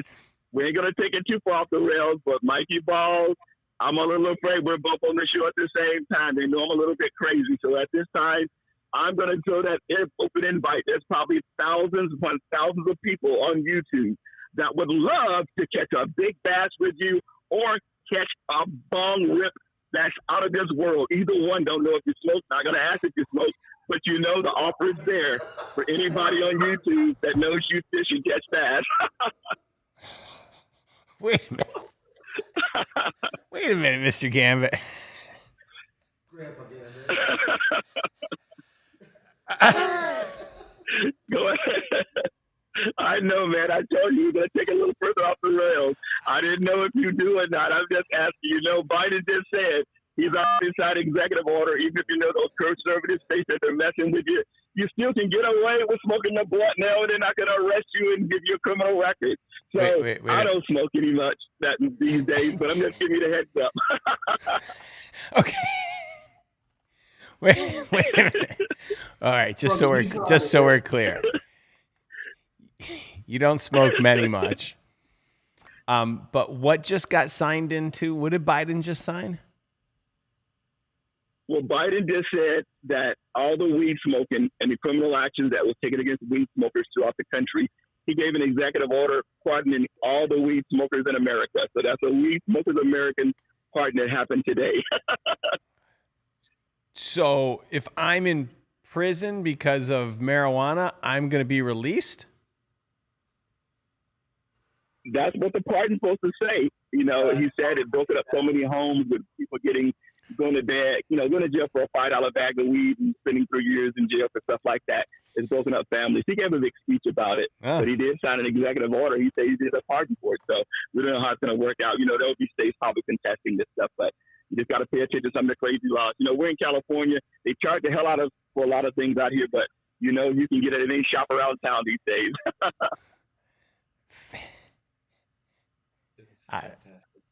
Not that I know of. Okay. Mr. Gambit. All right, here we go now. We know. Here we go. Next, we got to ask Mikey Ballz a few things. Mikey Ballz knows he's the man, and he knows the best thing about Mikey Ballz' YouTube channel is his dog Ballz. You know, Ballz is the man that gets all the freaking likes. If you look at his videos and don't give Mikey Ballz a like on his video, you're cruel and unusual. Ballz gets all the freaking likes. There's nothing like Ballz licking Mikey Ballz and licking the fish while Mikey Ballz catch fish. If you don't give a like to his videos, you're evil. You're freaking evil. You got to give like to that man's video just for the dog. Right now, I'm ready for Ballz Jr. to be running around. So find that dog a mate so we can get some Mikey Jr. some Mikey Jr. ball dogs running around all on YouTube. We need some ball dogs. So give us some ball dogs. You want some ball dogs? I've officially lost control. I've lost control of all of this. I know. Oh I knew it, my man. All right, Mr. Gambit. Well, all right, guys. It's football season, so know for sure. Get ready for the fun stuff that's happening, guys. It's all about the fun times in Los Angeles. And you guys know holidays are upon us. Always, if you haven't talked to a friend in a while, give a friend a call. If you haven't seen family in a while, give them a call. And if you haven't fished in a while, find the person you haven't fished with in a while and fish with them too. All about the fun stuff. Happy holidays, and Halloween is upon us. Mic drop. See you later, Mr. Gambit. Bye. No, it was a mic drop, dude. Is he dead? Oh, I guess he died. Whew. He was on fire tonight. I've never heard him talk about anything but fishing. He might have been ripping some tubes. That's a good point, though, dude. Honestly, I bet you when this dog dies, like, my view count is going to go to, like, 2. Like, no, because you're going to buy a puppy, and you're going to have this cute little puppy. And so that's what I was actually thinking. Yeah. Like, I might, like, make it into, because I like to, like, do some different kinds of videos, dude. And Sure. I love my pit bulls, dude. So I kind of want, I got to crowdsource it, but I kind of want to get, have you ever seen those tricolor pit bulls? Yeah. They're, like, cream and, dude, I want one of them. But I've always been the dude, like, all the dogs I've ever owned have been, like, not like rescue dogs, but like he's from the pound, and then my other dog, he bit a kid, so the dude who had him couldn't take care of him, so I took him, and it was a red-nosed pit. So, like, and once again, like, you know, like wiffle waffling, like, do I get a rescue dog or get a dog from the dog factory? Yeah, I got to go rescue. I mean, I've only had one dog in my entire life, and what do I know about dogs? I literally opened my front door. I let my dog out. I swear to God. I was like, isn't that what you do? I opened the front door, I let the dog out, and about once a week someone calls and they're like, hey, I found your dog. I'm like, no, just put him down. They're like, no, you don't understand. I found him like out on the street. I'm like, yeah, just put him down and he'll come home. And then the lady will proceed to tell me how I'm the most irresponsible dog owner on the planet. And I'm like, my dog, every day when I wake up and I go to the bathroom, he sits there and watches me. And he just, you know, I could be in the bedroom doing whatever, and he just sits there and watches me. He knows he's got a good thing. He's got food, entertainment, and he's never going to leave me. That's awesome. But he's bit more people than your pit bull. He's what? He's bit more people than your pit bull. True. Dude, them little dogs, like, they're nippers, dude. They're kind of vicious. Like, that's why I don't like them smaller dogs, dude. They're kind of scary. Yeah, mine's not my dog is just a grumpy old. My dog is a grumpy old gay man, and he is. He only likes white male dogs. I don't know what it is, and he's definitely grumpy. He lets you know, like, you know exactly where you stand with him, and because he's black, you can't see him. So if you're at my house and the lights are off, someone's bound to sit on him, and it usually happens. And then my growling in the darkness, dude. He's in his bed. I'd go get him up, but he'd probably bite me and the show would be over. Yeah. Then you'd have to sue Monster Bass. It'd be a mess, dude. Ugh. Listen, to be fair, every person he's ever bitten, I have asked each and every one of them if they want me to put him down. And I say, because I will. Really? Yeah. I mean, if you tell him, if he bites you, and you get out in front of it, dude. Yeah, totally. Let's get out in front of the problem before it's too big of a, you know. Oh my God! All right, let's take our last caller. He's always our last caller of the day, and he's made 75 phone calls. Does that mean he's actually missed an episode? Or have we only had 75 episodes where you could actually call in? Anyways. All right, let's give a call. Let's see what he's got to say. What's going on, man? Hey, nothing much. How are you guys? I mean, I'm having the best time of my life. Well, there's a lot of different talk going on right now, so yeah, pretty interesting. Keeping the show interesting. Yeah, you know. Yeah. And I did in fact miss one show, so my record is kind of broken. So I got to start back over now. So it's a little disappointing, but I'll get there. Okay. You got a question for this guy? Yeah, I do. So, what are your thoughts on bait fuel? I know you did a video on it, but I wanted to see if you have any thoughts that have changed, or if you have any experiences that have changed since the making of that video. Because I was talking to my live stream last night about it. We were getting into all the scent stuff that Berkeley does and all this stuff. So I wanted your thoughts on it. So my personal opinion is the same. And my test, full disclosure, they come from. So you probably know about it. It's water based and it's water soluble, so it disperses pretty quickly. Mm-hmm. So the way I've tested it mainly is on isolated targets, brush piles, isolated structures, things along those lines. And in those experiences, and it's really 100% largemouth. I haven't played with it with smallmouth. In those experiences, it has gotten bites when I couldn't get bit, or I'd see fish down there and drag a worm. Now that's, what do you call it? It's like any science kind of deal. It's correlational. It's subjective. Like the observer creates like a sort of bias kind of deal. You can't really have a controlled experiment with it when it comes down to it. But in those situations when I struggle to get a bite, specifically on a brush pile, those are the times that I remember specifically. It has worked and it's gotten me bites. I'm not saying it's gotten the biggest bites, but when I see fish down there and I can't catch them, say on like a roller worm on a drop shot, which is super standard, I'll put some of that stuff on it, or I'll put some in the bag and marinate them. I'll throw it down there. I'll catch a 2-pounder. So there's something to that. I don't know if it's the do-all break-off. Give him the phone now, number. this year, what sucked for me is I really wanted to do a test on sight fishing and spawning fish to see if it would decrease the time it would take to catch sight fish. But I missed my opportunity on Guntersville because the water was too dirty. And then I missed my opportunity in Florida because I don't know if it did by you, but winter never came until like January, February, March, like down there. So basically I was down there in December and there weren't any bedding fish. They were practically still in a summer mode. So I'm hoping this year Mother Nature gets happy with us again and does the seasons correctly, because that's a test that I'd like to do. Because if we could scratch 15 minutes off of catching a sight fish, that would be awesome. Because I like catching them. I don't have a problem with catching them, but I don't like harassing them for hours upon hours unless it's an absolute giant. Mm-hmm. Yeah. Yeah. Do you think it draws fish in, or do you think it's just something that makes the bait seem more natural and makes them inclined to bite it when it's right in front of their face versus just any other bait with no scent or little scent?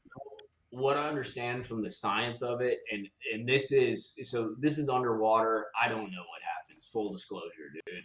But my understanding is the way it was developed, there's certain, I don't know if it's chemicals or enzymes, but those, when the fish takes them in, because obviously they're breathing in the water. So you throw your bait down there on an isolated target, it's water soluble, it disperses in a, say like a 5 square foot radius, 3 square foot radius. And that's why I'm using it on an isolated target, because you don't get that much coverage. My understanding though, is it sort of cracks up the fish, dude. Basically it triggers them or some kind of eating mode. It triggers them to be, I don't know if it's hungry. It's like pheromones. Yeah, exactly. It's when you get all hot at the bar for some chick sitting there, dude.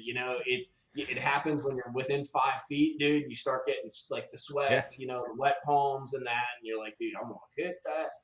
So it's that same concept, but you have to be in range, like you got to be sort of in that sort of radius. Otherwise that reaction doesn't happen. Okay. So full disclosure, since we're talking about I'll definitely do some experimenting with it. Yeah, so here's an experiment you can do. And since we're talking about cheating, this is a good experiment. I don't want to do this because I think the consequence of it from a video standpoint will be greater than the positive, but maybe that's all the more reason to do it. The brush pile fishing that I do, the way guys bait a brush pile, which is kind of cheating and kind of not cheating because it's not illegal, but it's also highly frowned upon, is they will take dog food or some kind of feed. They'll put it in like a netted bag, or they'll just take it in the dog food bag, and they'll slice holes in it. And basically, what it does is it releases that as like chum, just like when you're chumming for saltwater fish. And it draws the bait in, and then the ecosystem does the deal. The bait comes, the bass come, everybody's happy. We're all coming. So basically, I'm wondering if you used like a sponge or some kind of dispersal medium like that, if you doused it in the bait fuel, and if you're fishing like an isolated target, threw it down on like a weighted line, on a lead sinker perhaps. Use one of those lead sinkers that are available, a nice circle one. If you dropped it down on the structure, left it there for 10 minutes, and then went and fished, would it draw the fish in, number one? If there are fish already there, will they bite, or would it have no effect whatsoever? That's something I'm curious about. Well, have you seen those? It's kind of like bath bombs, but they're bait bombs. Exactly. Dude. Yeah, and so it just constantly disperses it, draws them all in. Exactly. I don't know if they're drawn to just what's taking place in the water, or if they're actually drawn to it because who knows. But I wonder if you throw it. Strange. I've never heard of that. Or a rock pile like that with some dispersal method, like you did it for 10 minutes and then made that first cast, are you going to get bit? The problem is there's no way to A/B test that. I mean, you could go to another brush pile, but are there fish on that other brush pile? There's no. It's all freaking correlational science. It's fishing science, which is a bunch of BS. You don't know what actually is causing that effect. But I can tell you 100%, I've gotten bites on it in a very closed situation. This is a brush pile. I can't catch them on a worm. I put it on the worm. I cast to the same brush pile, and I catch a fish. Well, it's definitely something I'll definitely experiment with. I'm not sure if I'll try the sponge technique, but I'll mess around with it and figure out stuff. Hopefully I'll figure out something interesting. So, yeah. Well, thank you. And then the other caller was talking about how he was having trouble catching fish or finding those bigger fish. A glide bait is definitely a good bait to go with. So I'm just backing up that as well. I'm sure not too many people trust my opinion, but that's my experience. I'll be honest. I've had a lot of callers, Brendan, and I would trust your opinion. Well, thank you. Thank you so much, Rick. Yeah, no problem. Hey, just out of curiosity, what'd your mom make for dinner? Well, I knew you'd ask this. So we had a steak from our cow, or one of our cows, and then we had asparagus and tater tots. Ooh. So we didn't have any kind of dessert, but so yes, this is kind of a thing that we did. So we went out, we bought one little steak that was like one of those like $100 steaks online. I think it was like Debaga or something like that. And then we put it up against our steak. We cut them all into pieces. We mixed a few of those pieces together in a bowl, and then we each took one and figured out. Or no, we didn't mix them in a bowl. I'm sorry. My mom put them in separate bowls, and then she didn't let us know which one was the best or which one was which. And then we both eat a bite of each of them, and our steak tasted way better. That's awesome. It was way better. Now here's what I wonder. I wonder if your taste buds are skewed because that's what you eat all the time. Like I wonder if I did it, what I would pick. Because you're eating, Well, what was this cow's name? I don't know. We didn't name this one. Oh, all right. Well, Frank. I bet because you eat Frank all the time. Never mind. There was like a difference in the flavor and the actual texture of the meat. It was much better. I believe you. This is the perfect guy to do that's the experiment right there. It's an A/B experiment, dude. That's kind of cool. Love it. Yeah. Yeah, it's interesting stuff. So yeah. All right. Well, I'm not going to take any more time from you guys. Thank you so much, and have a good one. All right, man. Have a good one. You too. Bye. All right. Yeah, I see it. We got Mike Dove from Thunderhawk listening to the show while he's working on new tackle. Mike, we need to have you on the show sometime next month. We got Thunderhawk in the box. Let's talk Thunderhawk, and let's have you on the show. I mean, we got Daniel Nussbaum, president and CEO of Z-Man, on next week. He's going to go through the entire lineup of new stuff for 2023. Hey, tell them to make a quarter-ounce mini chatterbait. They make a 3/8, they make a half ounce. Tell them to make a quarter ounce, dude. I'm no one. Didn't they used to make them a mini chatterbait? And then they made a mini, but they came out with a new one. You guys will probably end up putting it in the box at some point. It's called the Chatterbait Mini Max. It's a really cool little bait, but what's different about it is, so like normally a 3/8 ounce chatterbait, you fish pretty shallow, right? But because it's so small and it has a little tiny blade on it, it actually runs just as deep as a half ounce. So if you want to fish that little mini one super shallow, you actually need it a little bit lighter, dude. Good stuff. All right, we got one. We're gonna have our last caller of the day. Let's see. Hopefully we'll keep this on the rails. My guess is that we're gonna go off the rails again. But that's been the whole show. So, all right. Go ahead, caller.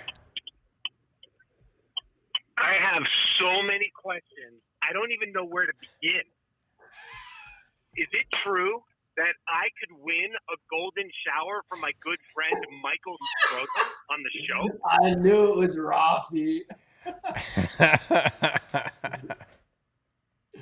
And I gotta, first of all, I was driving my daughter and her friend randomly to art class. Thanks to Mr. Gambit, I had to have a conversation about weed. Then I heard Mikey talk about how he would be upset when Bob dies because his views would go down on YouTube. And then I heard Rick talk about how good Bauer has it because he watches you go to the bathroom. I don't even know where to start. Start with a visit to your therapist. See, Rafi, I'm gonna start with Brendan calling in because this is the most puzzling thing to me. I'm gonna start with Brendan calling in, who has called in every single show except for one. He didn't even stand up for himself. That one show that he didn't call in was last week because his phone lines got knocked out because of Hurricane Ian. I don't even know what's going on with this show. That's all I got. Rafi, I miss you. I miss you, Mikey. You know, it was nice. It was really nice seeing your face on this live, and I'm actually like low key glad that you didn't do the girlfriend stunt that you were talking about when we first started talking about your original live appearance. I mean, it's appropriate for this show. Yeah, you're gonna have to have me back on the show. If there is a show that this is appropriate for, that's the one. Yes, I need to do that. That'll be yes. Thank you for the reminder, Rafi. We'll put it on the schedule, dude. Yeah. Should it be a pink or like a flower bikini? Flower. You could surprise me. All right, fair enough. Hey, Rafi, I got to ask you a question, though. So Rick had me in the back room, and he went through all kinds of fun things at the beginning of the show, and I couldn't, like, comment or, you know, I love hearing the sound of my own voice, and I really wanted to say stuff, and I couldn't because I was locked in mute in the back room. But I saw a clip of you smacking the piss out of Rick. What, dude? It's very simple. It was the TikTok rock paper scissors tortilla challenge that Rick and I decided to play. It was actually, we had a whole bunch of guys around a campfire, and it was one of those like winner takes all, winner plays the next person. I happened to be last. Rick ran the table, and I choked up a little bit too much on my tortilla and actually ended up smacking the shit out of him with my hand instead of the tortilla. It's true. When I watched the video, I thought it was his tooth, not water. Did you shoot that in 120 frames? Like, is that do it. available in like super slow motion?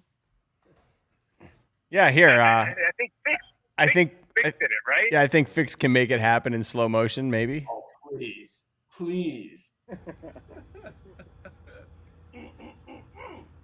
Sweep the leg.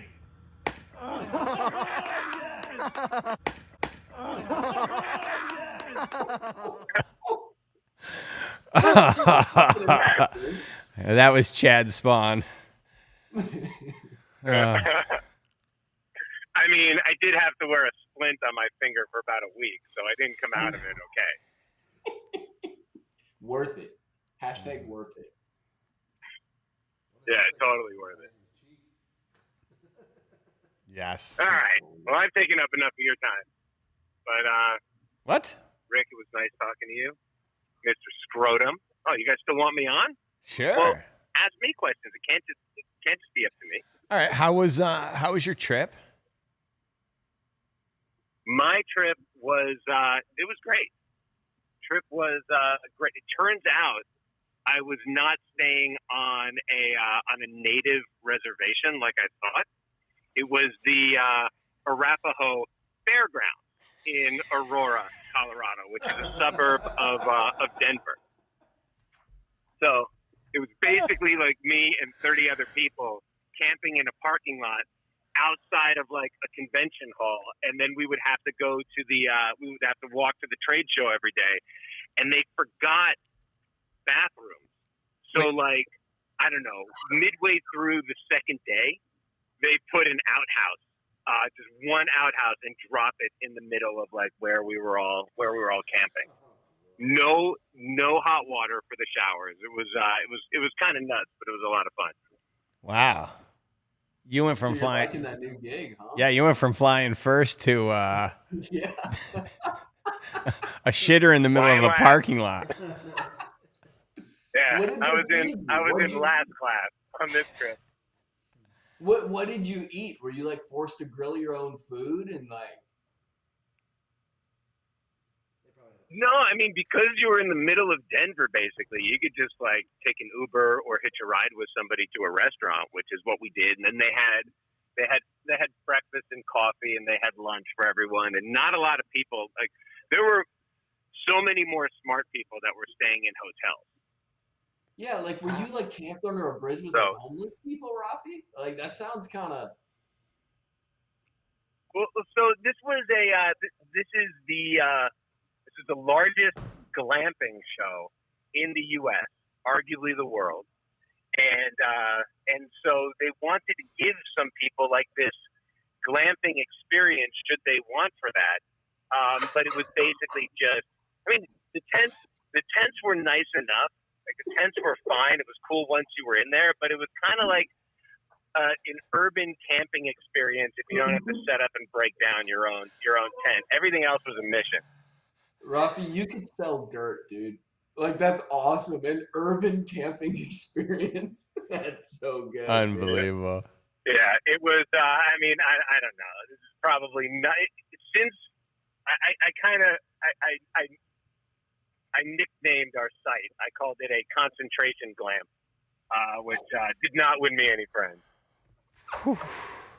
Yeah, but see, that's the beauty of it, Rafi. You are kind of Jewish, so you can do that, bro. Kinda. Yeah. I'm all Jewish. I figure I get a pass with that one. Yeah, no, 100%. You have. But I had to. Yeah, I had to curb it. So then I started to refer to it as the Glampton Inn, which was I guess more palatable. No, go with the Reddit version, dude. That was much better. Yeah, it worked for Salinger. It'll work for you.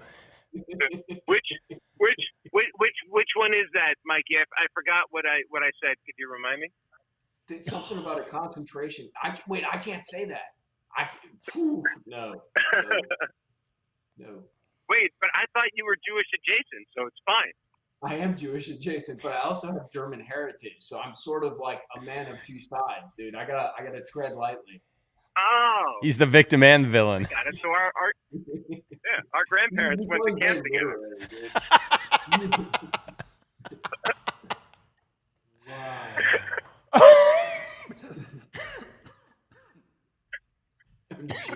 Yeah, I think you called it right, Rick. This is way off the rails. Way off. Wow. You need a cough button. You don't have a cough button? No, Fix is in charge of my show. I mean, we're lucky. We're lucky we can keep this thing on the air. The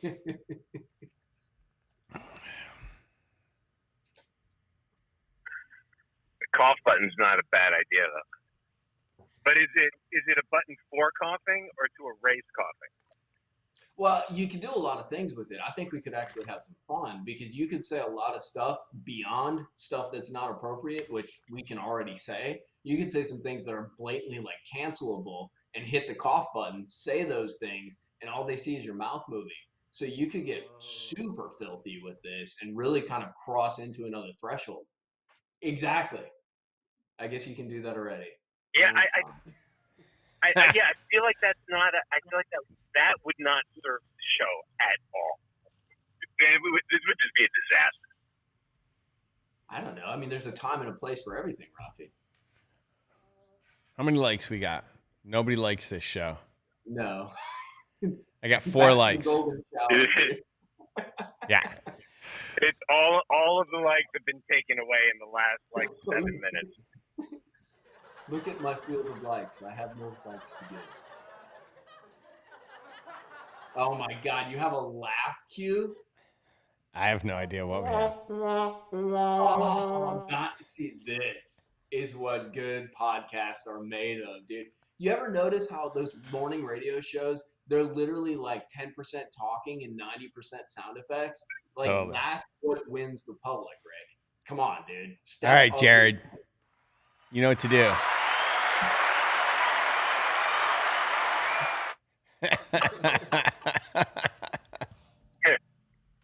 Yeah, Rick, you need like a bicycle horn or something. What do you got there, Fixie? Oh. Letterman, dude. Wait, what was that last one? No, the other one. Oh, maybe that was just me farting. Well, see, that's the other thing, too. Speaking you can of have a guest on and use the fart button, dude. Like, so you have a guest like me on and you're looking to embarrass them a little bit, you know, kind of put them on the rails, dude. And you hit the fart button randomly and act like nothing happened. You know, like that news interview where the guy farted on MSNBC that one time, dude. That was fun. Wait, what happened? What happened? You're 2 years late, Rafi. 2 years late. The one who was banging the Asian spy, the Chinese spy, he farted on a news program. He's like a senator. He's from California. He's your people, dude. I don't watch sports TV, I guess. We have nothing to say. Which is surprising because it sounds like literally my jam. My smart jam. Yeah, Smallwell. Yeah, that was it. Hey, Rick, did Fitz's wife come back from her honeymoon yet? Yeah, she did. She's back and she's now spending very little time with him. I actually went to lunch with Fix instead of Fix and his wife.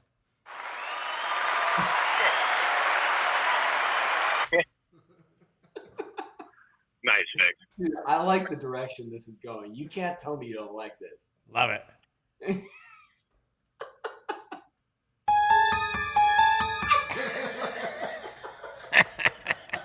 I can't see how many people have we lost since the start? 31.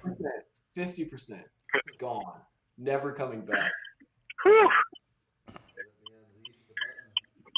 It's rough. If Frank's Fishing is still listening, I tried to warn him. He showed up right in the middle. I was like, this might not be the one to catch in the middle, but yeah, there's a lot of pre-context that you need.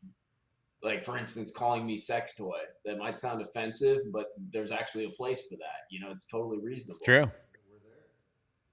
Yeah, that is true. I don't know that I could wear sex toy sneakers, though. or sex toy Crocs. You know what, Rafi? Dude, that would be perfect. All your callers get to pick their call, like when they call up, like T-Rex, dude. You get a T-Rex to roar before you have them on the podcast, you know, and they all got their sort of call signals. So, like, I'm sex toy, so I'd be like pulled up sample from what's his name, Howard Stern, when he Mr. Gambit's ripping a tube. Yeah, dude. Yeah, now he has to. That'd be awesome. I would highly like Oh my God. I can't wait for the call that I'm gonna get from my daughter's friend's mom about Biden and weed, and not our problem, Rafi. Not our problem. Yeah, I guess that's true. I'm sorry. We have now gone 14 minutes and 30 seconds without talking about fishing. Oh, are we supposed to talk about fishing? Yeah. Well, I don't know, Mikey. Didn't you want your little like half-inch chatterbait or something? We could talk about that. My half-inch chatterbait. That sounds like more of a hit on me than an actual like talking about fishing. Hey, take it easy, jerkbait. Rafi. Oh, man. All right, we got a question for Chad Spawn here. Good. We got a question for Chad Spawn. All right. Caller said, "I've been fishing around midnight and I watched shad being chased by bass all night, but I can't seem to trigger the bass into biting. What should I do?" Where's the question? Oh, okay, I was waiting for like the question part. I'm a big fan of cherry bombs. I've been using them in toilets since I was in about 6th grade, and that kind of does the job. But it's sort of hard to see at night. Cough button. That would be Chad Spawn's advice, though. Cherry bomb. What would Mike say? Go home. Okay. I mean, honesty, dude. It's right next to cleanliness, right? Got another question here. Does weed help fishing? Asking for a friend. Wow. Depending which state you are in the 50 states, possibly.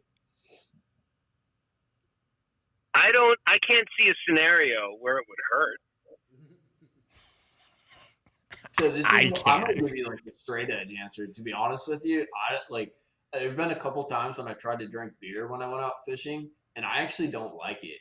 Like when I go out to go fishing, like I'm so straight edge, like it makes me hate straight edge people even more. And I don't know, I like being totally straight to the head. And the ironic part is everyone thinks like that's what I'm doing or I'm drinking every time I'm fishing. And I don't understand why, but that's what everyone thinks. And I'm like so freaking straight edge, you would not believe it, dude. Because every once in a while you sound like Spicoli in your videos. So people just assume. That might be true. I guess that's true. Tasty waves. Whatever. But these people judge, bro. Quit judging me, bro.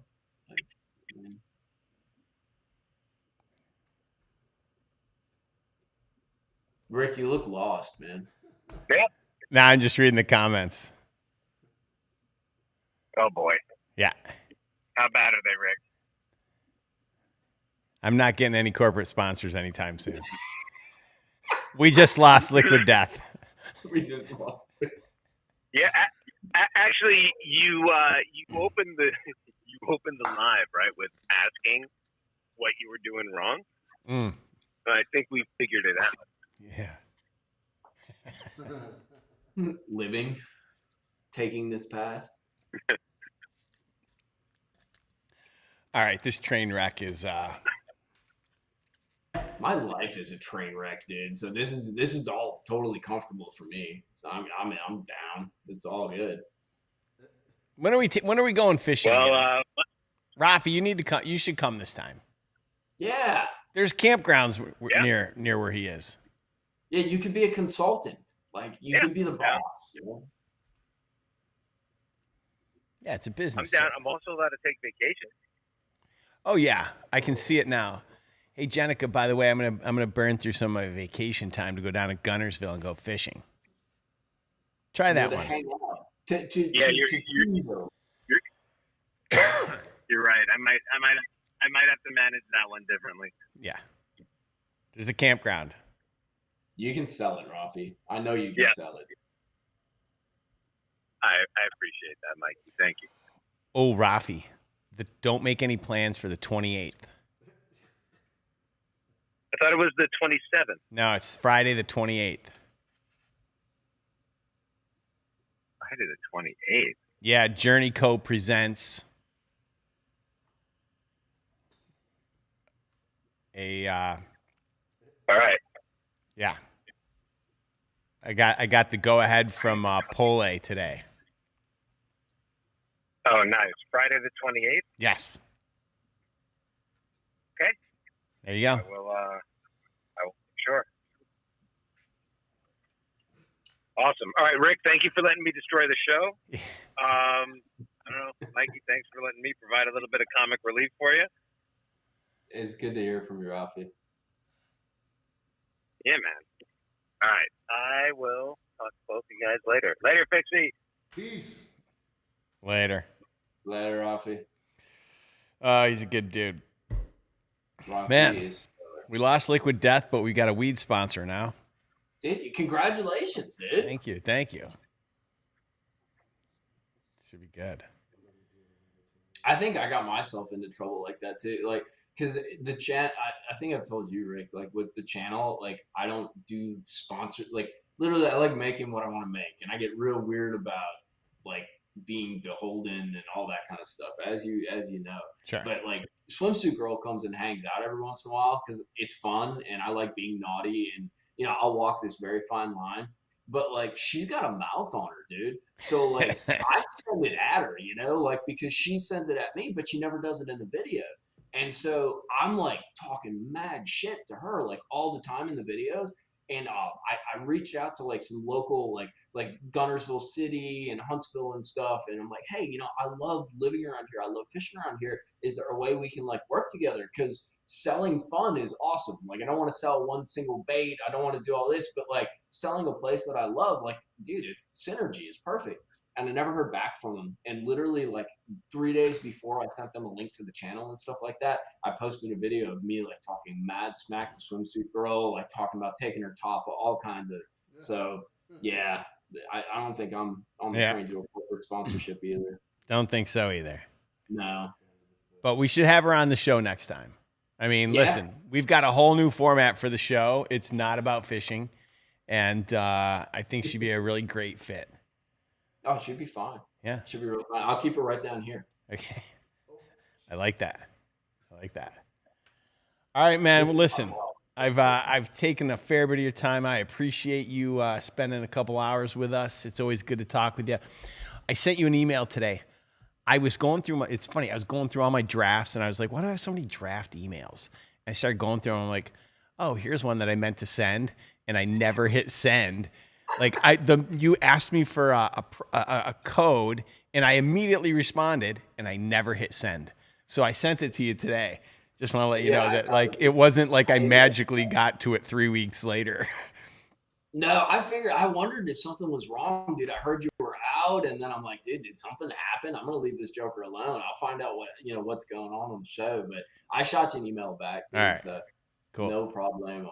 All right, man. Well, listen, you have a good night. Appreciate you coming on the show as always, and we'll talk soon.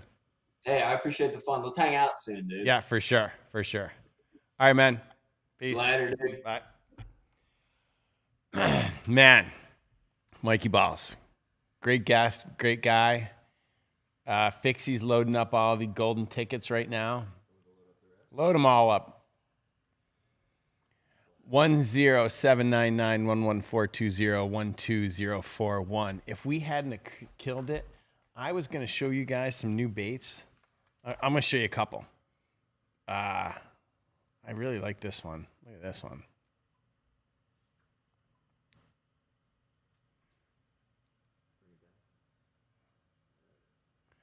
Well, you can't. I mean, the blue flake on it is really. I don't know. It's really nice. I mean, it's. Well,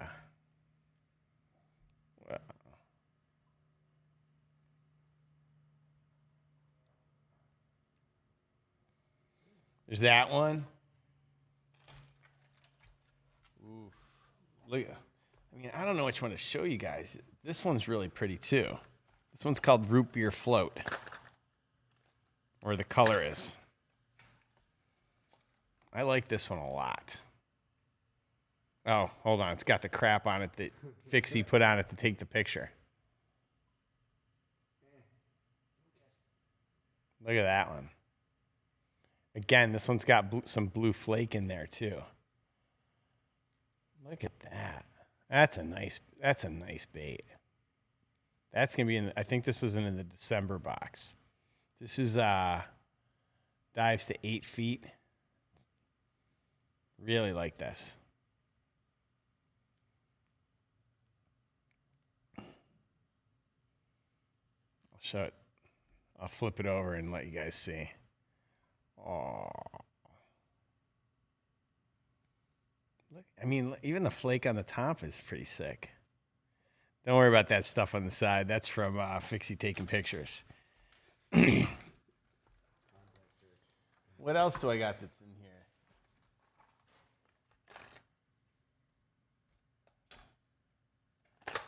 I'll show you one last one and then we'll call it a day.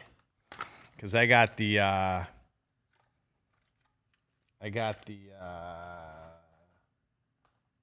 mean, even their ghost pattern's really nice. I mean, I'd show it to you here. Even their, traditional pattern, still done really nice. It's got a really nice purple shine to it at the bottom. They got a mix of and then they got this crazy one. Oh, let me go lower. Oh, it's got all Fixie's got his photograph stuff on it.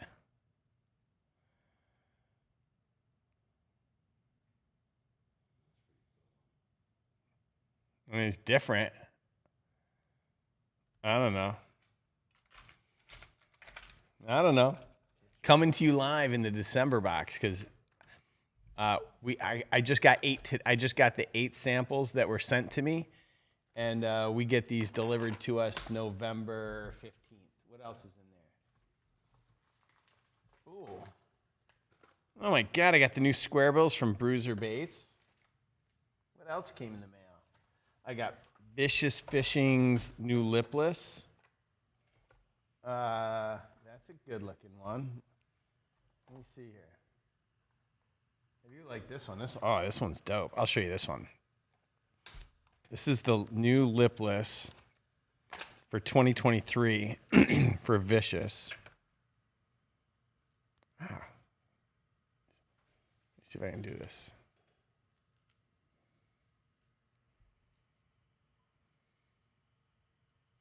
Look at that. That's pretty dope. It's a nice looking bait.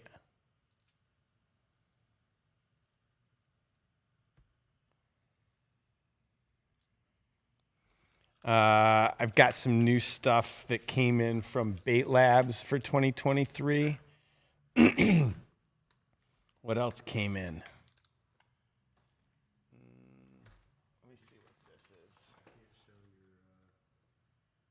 What? Shaky heads have already been seen. Let me see what else we got here. No, that's not worth showing. I mean, here, I'll show you the... It's funny how all these eyes, they're all so similar, but yet subtly different.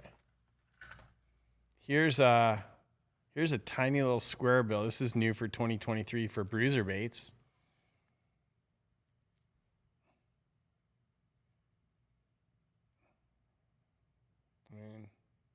I'll show you the lip on this one. It's cool. A little different. Cotton wants to know what's coming in November. All right, Cotton, I'll tell you right now. I sent it to someone today. I sent it to Vance. Okay. Here we go.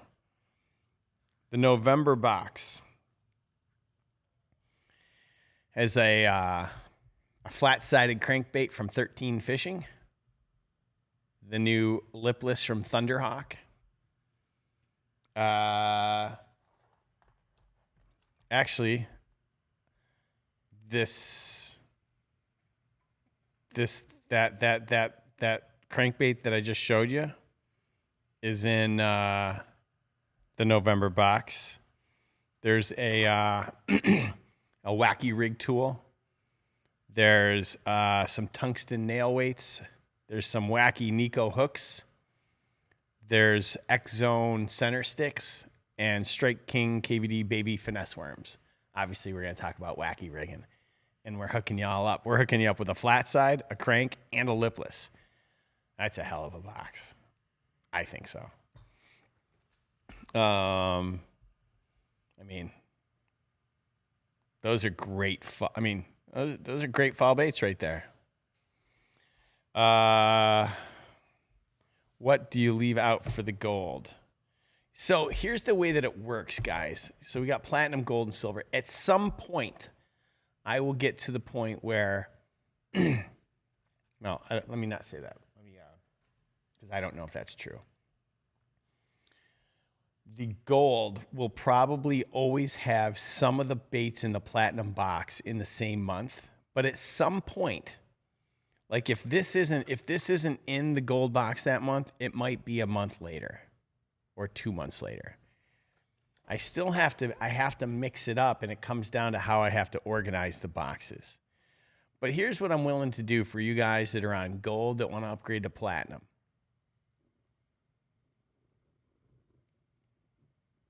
I'm thinking, hold on. I'll let you upgrade for $5 for life. So let me think that through before I open my mouth and do something dumb. 20, 25, 30. Yeah, sure. I'll let you upgrade. If you want to upgrade from gold to platinum, I'll let you do it for $5. Oh, you downgraded. I don't know what's in the box. I don't know because I don't have it in front of me. What I can also tell you is for those of you that need to cancel it, but you don't want to cancel it for good, I came out with a new option. It's not public, where you can get one quarterly. So if you're on a budget and you want to get the platinum box 4 times a year instead of every single month or every other month, I do have an every other month option. Just write into customer service. We'll take good care of you. We're going to talk about challenge coins another day. All right, guys, listen. It's been a heck of a show. I'm really excited. I'm confirming tomorrow with Daniel, but I do believe that next week's guest will be Daniel Nussbaum, president and CEO of Z-Man. Although if he watches tonight's show, he probably won't come back on. So we'll have to keep it on the down low. Anyways, guys, thanks so much for tuning in. Do me a favor, hit the like button. I only had 4 likes today, and I need a few more. I've been having a heck of a week. I love you guys. I'm grateful for your support, and thanks for tuning in to my my train wreck. Appreciate y'all. Good night.